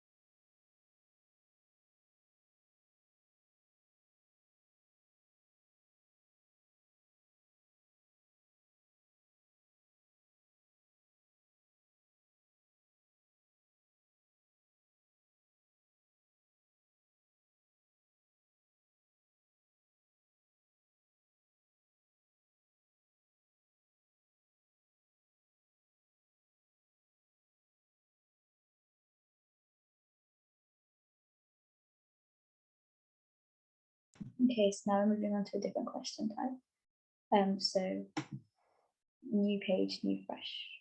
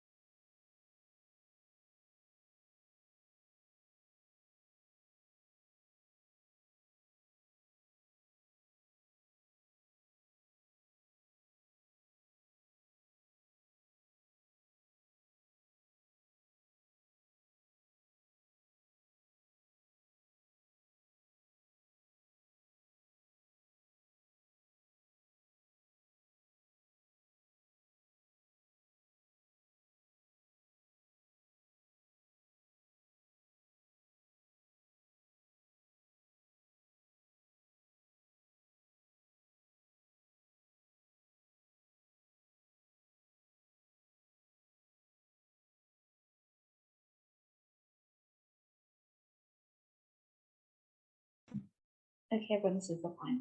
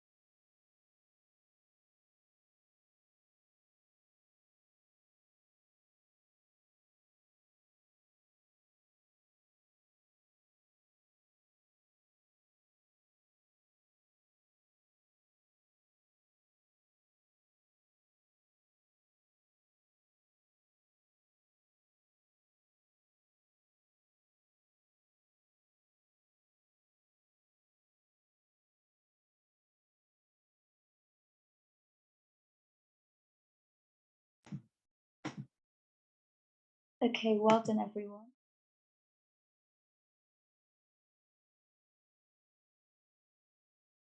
Hey everyone, so I'm now explaining the worked examples here for abstract reasoning. So these were the timed questions that we did in the session, and these are the answers to them. So hopefully a lot of you got these first few ones because it was a minute per figuring out the rules. So the first few questions were to do with figuring out the rules. So with here, we can see that the boxes are very similar. So we can't really do like choose the simplest box in that kind of way. So first of all, I would just compare two boxes. So I just compared this one and this one, and ignore the rest. So to start with, if we look if there are any shapes next to each other, so obviously there's no shapes in kind of like the 90 degrees way, but if we look diagonally, we've got two circles that are diagonal to each other. Now if we check in the next box, there are two circles, again, not diagonal, they're still next to each other. And same with all of these. So there are two circles always, in close proximity to each other, and the other shapes seem to sort of not really have any sort of organization. And then if we check this box, if we're thinking, okay, so the circles are together in this one, think what other shapes are going to be together. So we've got some squares here that are together. And again, it seems like there's not really any other rule for the other shapes. So we can safely say that the rule for set A is two circles that are close together. And then the rule for set B is two squares in close proximity to each other. And it doesn't seem to be a difference between whether they're diagonal or horizontal. So that was the rule. So UCAT officials' rule was for set A, each box contains a pair of adjacent circles, but no other adjacent pairs. And then for set B, each box contains a pair of adjacent squares, but no other adjacent pairs. So that was the rule. So two circles, two squares. I hope that's clear, everyone. And we'll move on to the next question. So for this one, we can compare the two simplest ones. So we can have a look here. We can compare maybe these ones and these ones. So here we know we've got squares in both of them. And here we've got two squares, and here we've got three squares. So in this box, the squares are diagonal to each other, whereas in this box, all the squares are in line to each other. So let's have a look if this rule applies to the rest of the shapes. So here we've got two shapes that are diagonal to each other, and oh, they're the same. Same again here, same here, same here, and same here. Now, if we look at these shapes, if we check if they're all in line with each other, so at 90 degrees, similar shapes.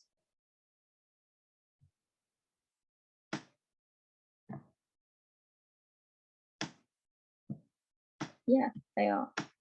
So the rule for this is that similar shapes are diagonal to each other in set A, and similar shapes in set B are in a straight line to each other, or let's say this, in set B. So let's check the UCAT official rule. They said that in set A, each has two similar figures in diagonally opposite corners, but the figures may be different sizes, colour, or different orientations. This is the only common feature, so all other features should be ignored. So for example, we've got some smaller shapes here. In set B, each shape in set B has two similar figures that are either horizontally and or vertically opposite with each other. As with set A, these figures don't have to be identical, but they do have to be the same shape. So here, colour and size are distractors. For this next question, we've got some colours going on, we've got different shapes going on.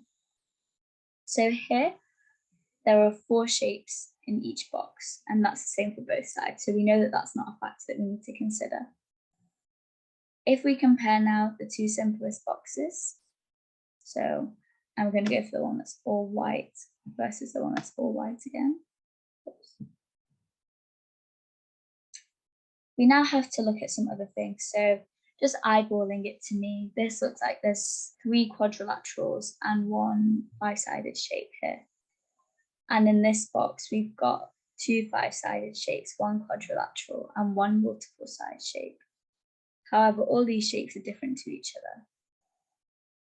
As with this one, I mean, we've got 3 4-sided shapes, but they're not exactly the same. So that doesn't really help us as a rule as much. We've just made some observations. So now let's move on to another box. So here we have again 4 quadrilaterals actually.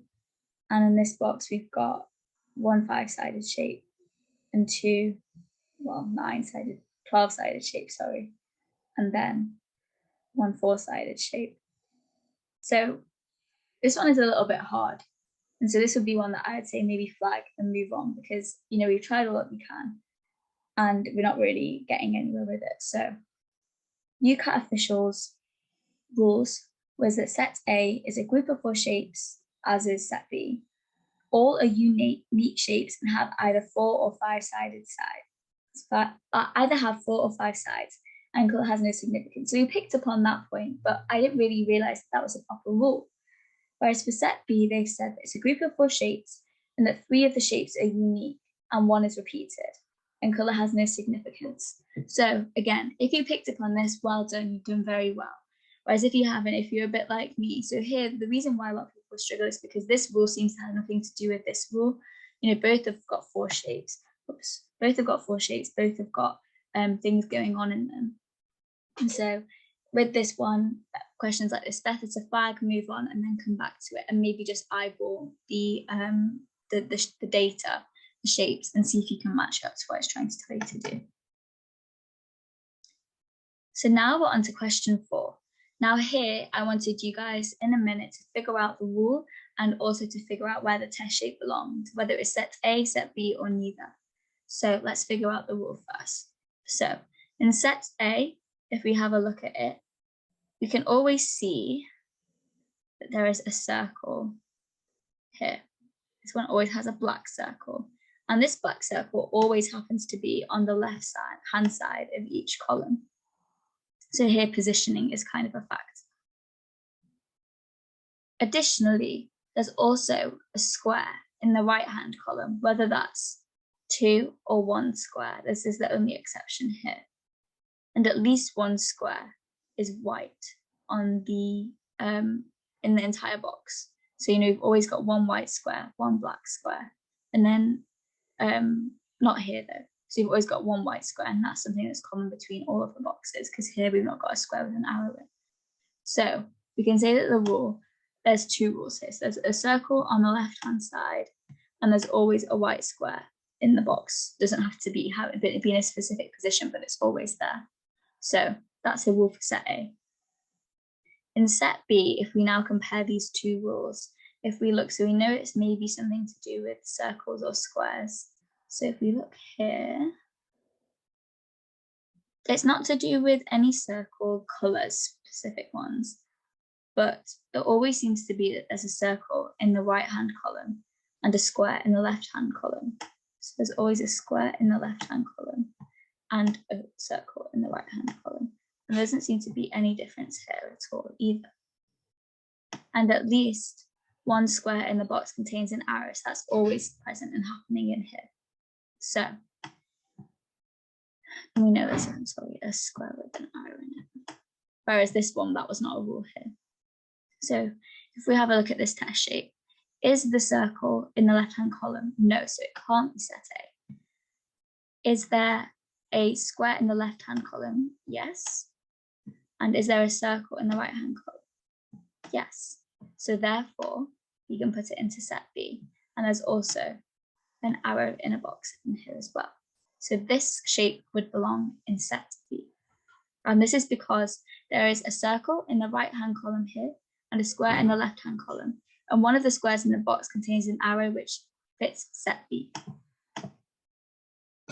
Now for question 5, we've got the same rule again. So I'll just remind you guys that we've got on this side for set A, we've got a black circle always in the left-hand column and a white square present anywhere in the box. Here we've got a square present in the left-hand column and a circle in the right-hand column and an arrow in a square. So again, let's have a look at this. Have we got a circle in the left-hand column? No, we don't. So it can't be set A. Now let's look at set B. Do we have a circle in the left-hand column? A square in the left-hand column? Yes. Do we have a circle in the right-hand column? Yes. And we also have a square with an arrow in it. So therefore, this shape goes into set B. So set B again there for you guys. Once again, same rule. Hopefully you guys remember it this time. So I'm not going to write it. Actually, I'll write it out. Okay. So we've got circle, left column, and there's a square. Here we've got a square in the left, circle in the right, and a square with an arrow. So yeah, we have a circle here that's black, and we also have a square here in the box. However, it's not white. So we know it can't be set A. So let's have a look at set B. We've got a square in the left, yes. And we've got a square in the right, yes. But however, we do not have that square with the arrow in it. Remember, that's a big part of this side. So we can't be set B. So therefore, it is in neither, because all of the shapes in the box are black. And this is one that you can really easily eyeball, because you can see, actually, wait a second, neither of these have all black or all white shapes, apart from this side, obviously. So, try and eyeball the data if you're confused, because again, this one with the arrow was probably something that's, something that not a lot of people would have picked up on. So well done if you did. And finally, we've got this one. So again, same rule here. Let's have a look. Are there any circles? No. So we automatically know it can't be set A and it can't be set B. So therefore, it goes into neither. This doesn't fit with any of the sets, so that's why it is. This is the answer. So next we've got a different kind of question. So which figure completes the series? So remember what we were doing here, we were almost mapping out what we predicted was going to happen. So let's draw out a box. So let's have a look at the different components. So first of all, we're going to start off with this here. So you know we've always got a square on this side. Yep, that seems to match with all of these.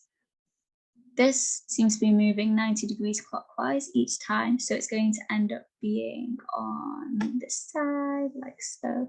So this bit's going to be black.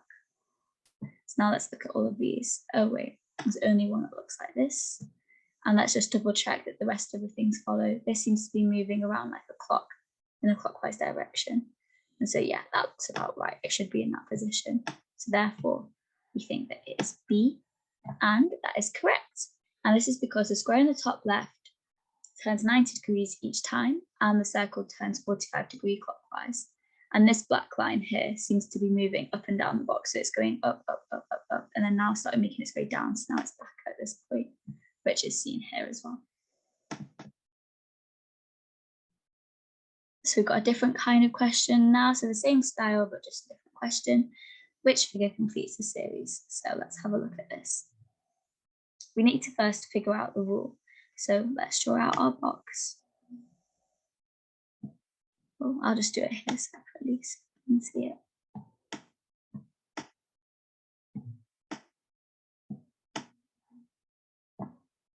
So in the first group, there are 3 figures in the first column of the box. So here we are, these three here. Now let's have a look at them. So first, there's a white triangle at the top, a white square, and then a stripy triangle. The difference between this box and this box, if we look at this first column to that first column, this triangle seems to have moved to the bottom. So it seems to almost be pushing upwards like so. And this continues to happen. So the triangle makes its way up. And then we eventually end back up at the same sequence here. So we know that this is going to be pushed up again. So this triangle almost comes to the bottom. That means it's both. So we know we've got a white triangle here. So it's basically going to be this sequence here in the first box, so stripy, and then a square. So let's have a look. Square, no, that's the wrong position, so it can't be A. Square, stripy, yeah, that's right. Square, stripy, yeah, that's right. And that's not. So we've boiled it down to two different answers now. Now let's move to the second column and see what's happening here. Okay, there seems to be these ones are moving around within themselves here, the second and the third columns.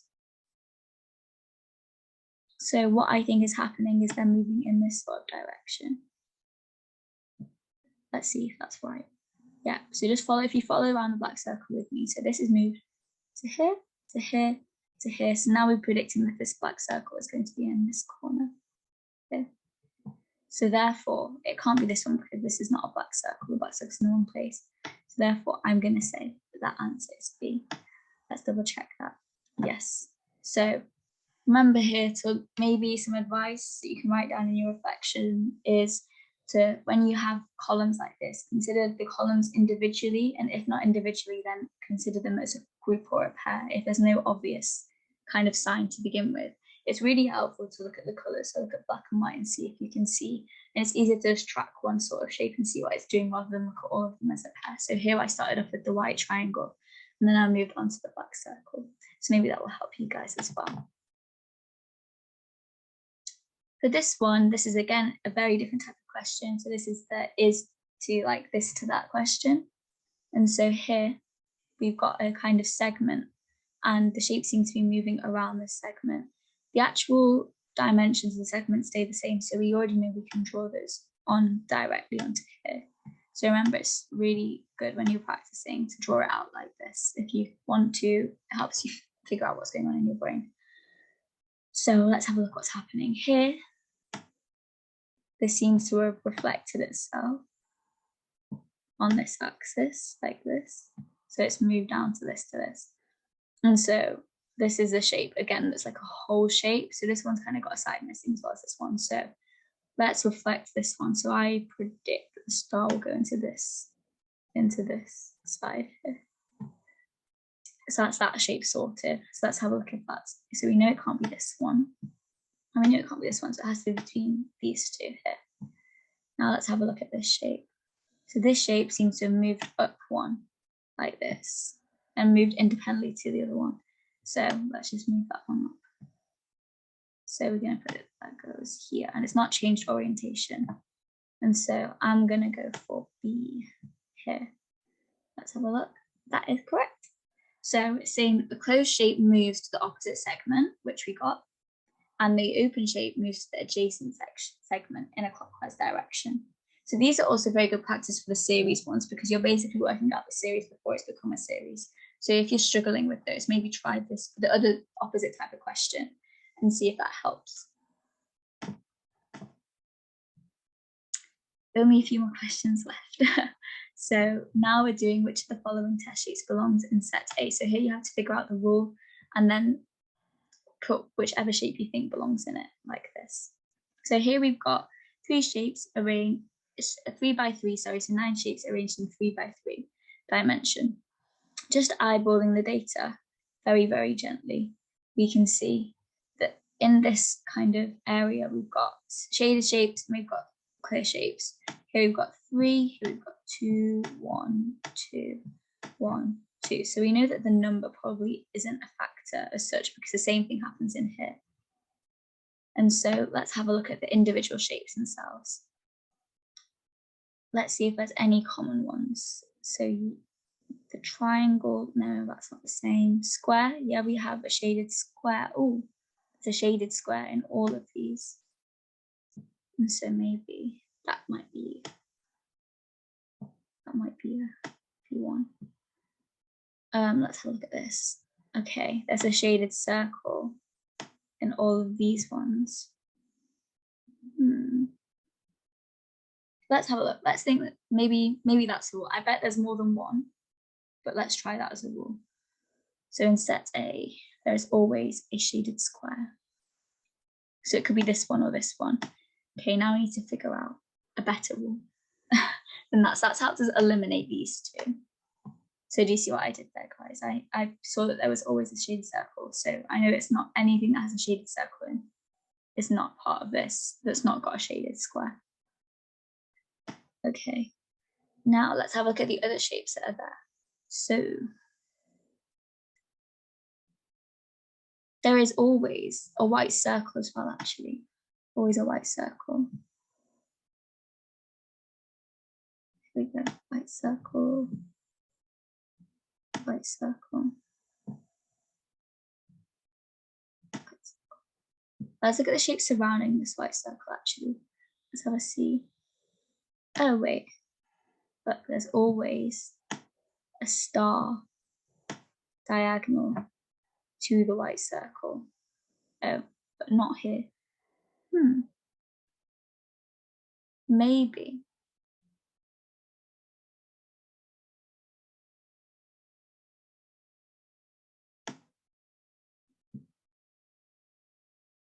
I'm not here, but they are still on a diagonal line. So maybe, as a rough rule, we can say the circle and the star are diagonal to each other. Let's try here. Oh, if we look at the same shapes, these are now always parallel to each other, so not at a diagonal. So maybe the rule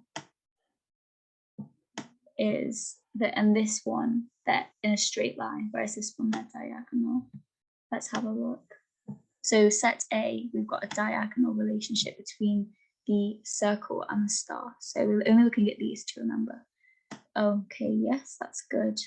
And the star isn't even white in this one. So I'm going to go for B here. And that is the correct response. So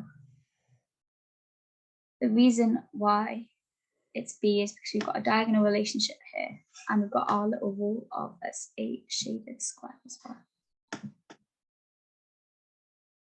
So again, we're going to do the same rule. So now test set B. So remember here, our rule was that we have a square and a star that are in a straight line to each other. And we also always have a shaded circle. So all of them have a shaded circle, so that's not a fact that we can use anymore. We have to see if they're in a straight line.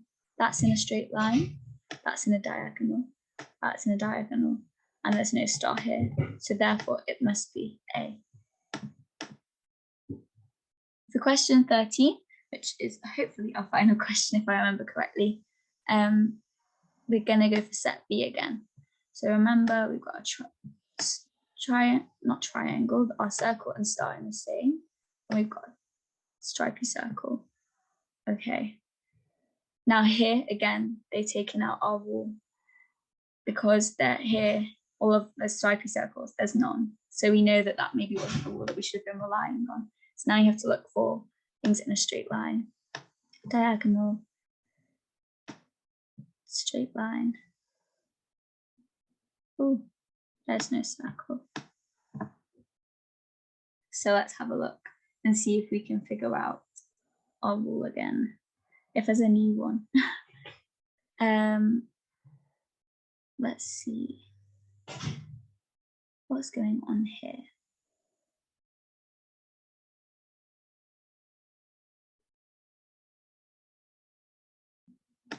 Question C.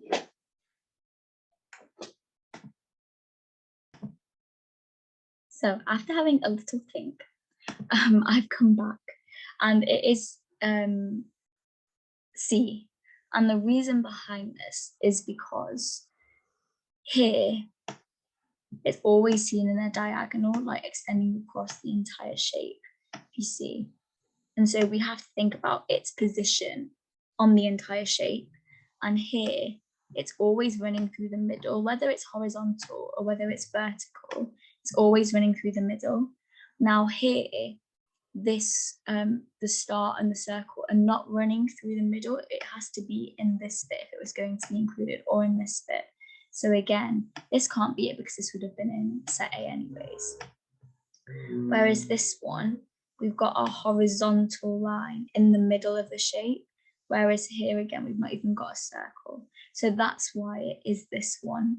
So we've got a horizontal line between the circle and the star, and it's running across the middle of the shape, if that makes sense.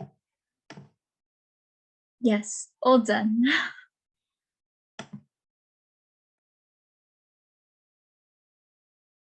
Okay, perfect. We're on the final home stretch, guys. So these are my top tips for abstract reasoning. So this is the bit that I was really excited to talk to you guys about, even though there's only 100 of you left. So I revised using a reflective diary. I read this tip in the UCAT handbook and I tried to apply it to all of my sections, but I found it most helpful for abstract reasoning. So what I would do is I'd do a set of questions like what we've just done. For the ones that I got wrong or I struggle with, I categorize them into sections. So A or B, sequences, or clocks, dominoes, arrows, / others. And what I did then was write down the solutions in a very general way. So for example, there's a quadrilateral to the right-hand side of the crescent. And then I continued to build this up.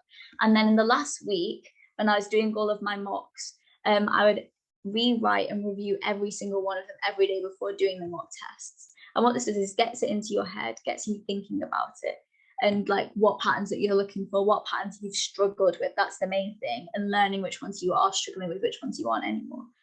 And you'll see patterns. So what I've done for you guys is I've created a bit of a template for you guys to use, which should be in your resource list on Google Drive that you should be accessing. And if you're watching this on YouTube, you can just screenshot this and fill it in. So set A and B sequences, clocks, dominoes, arrows, and others, just for you to come up with some general rules. Spunks, we've spoken about. You know it, you love it, stick it up, get it ready, make your own version, make it colourful, and have that near you to use in those first few weeks of revision. So some rules to live by. Set A and B, compare the two simplest boxes. You can't find a different sequence, look from a distance, like what we were doing with the sequences. Usually most sets have two differences, so it's easy to look for the non-number ones. So again, tempting to count the sides, but it takes too much time. Think tactically, as with all sections of the UCAT, work on your weaknesses. Even if you do really well in one subsection, so you do well in, for example, in abstract reasoning, and your verbal reasoning brings you down, it's not going to help. And the same applies for abstract reasoning. If you know your sequences really well, but you don't know your, set A and B well, remember set and B makes the most of your exam, makes the majority of the questions, so really focus on those. The clocks, arrows, and faces. When the faces are involved, it's normally an even number of elements and one has odd. We saw faces where it was to do with colour and things. Clocks are normally multiplication rules or angles, and arrows normally one pointing the opposite way, or they're all following the sequence as we saw. And these are some just general rules. So if one's taking too long, flag it and move on. I flagged about a third of my answers. So when you've got those ones where there's two or more rules, flag your answer. But the ones you can't write, you can't choose, and then go back and make an educated guess. Same as applies to all aspects of the UCAT. Flagging is your most important and most helpful tool. It requires a lot of patience. So make sure you actually understand things before you start trying to do it within the time constraints, because if you're just trying to do it in the time constraints from the beginning, you're not going to get yourself anywhere. You're just going to become so disappointed and you're going to lose a lot of patience. Types 1, so 1 and 4, so A and B normally have one or more questions related to the same pattern. Type 3 are normally standalone, and sequences, there's normally 2, maybe standalone. But yeah, some are related, some aren't. My general top tips for the UCAT. So my top tips to do well are here. So plan and work backwards. Get your date and then work backwards. Have 2 weeks where you're just literally doing what I've just done here, watching these videos, going through them at your own pace, actually really learning about the core and like things to do well, learning rules, learning things for quantitative reasoning, like, your tax rules, things like that. do plenty of practice. So use Medify, use UCAT Official, use all of the free resources that are out there for you. Repetition is the name of the game, doing as many questions as you can. And eventually, obviously, in time conditions is ideal, as many as you can. So you want to really get into those time condition ones, probably, 4 weeks before your exam, things like that, and really, really be building them up. Use different strategies for each section. So, for example, in verbal reasoning, I've spoken more about this. It's like a keyboard diary. I'm not sure if the person that did verbal reasoning talks about it. Having a keyboard diary, having sponks, things like that. Again, I'll talk more on this on my own thing as well. Reflect on each session. So each session that you do, even write yourself, I did well on verbal reasoning, not so well on abstracts. Keep building that up, keep reflecting on yourself. Do all the mock tests that you have available to you. If you don't do them all, then you've not put yourself in the best possible position for the UCAT. Same with any exam. If you've not done every single question paper before sitting your A-level, someone will be like, why not? So make sure you do every single question you can for the UCAT, and really save those UCAT official ones towards the end, because that is what your exam's going to look like, not what Medify does, not what, We Are Medics does, anything like that. It's going to be what UCAT looks like. Keep calm, take breaks, motivate yourself. I used to write myself little motivational messages around the house.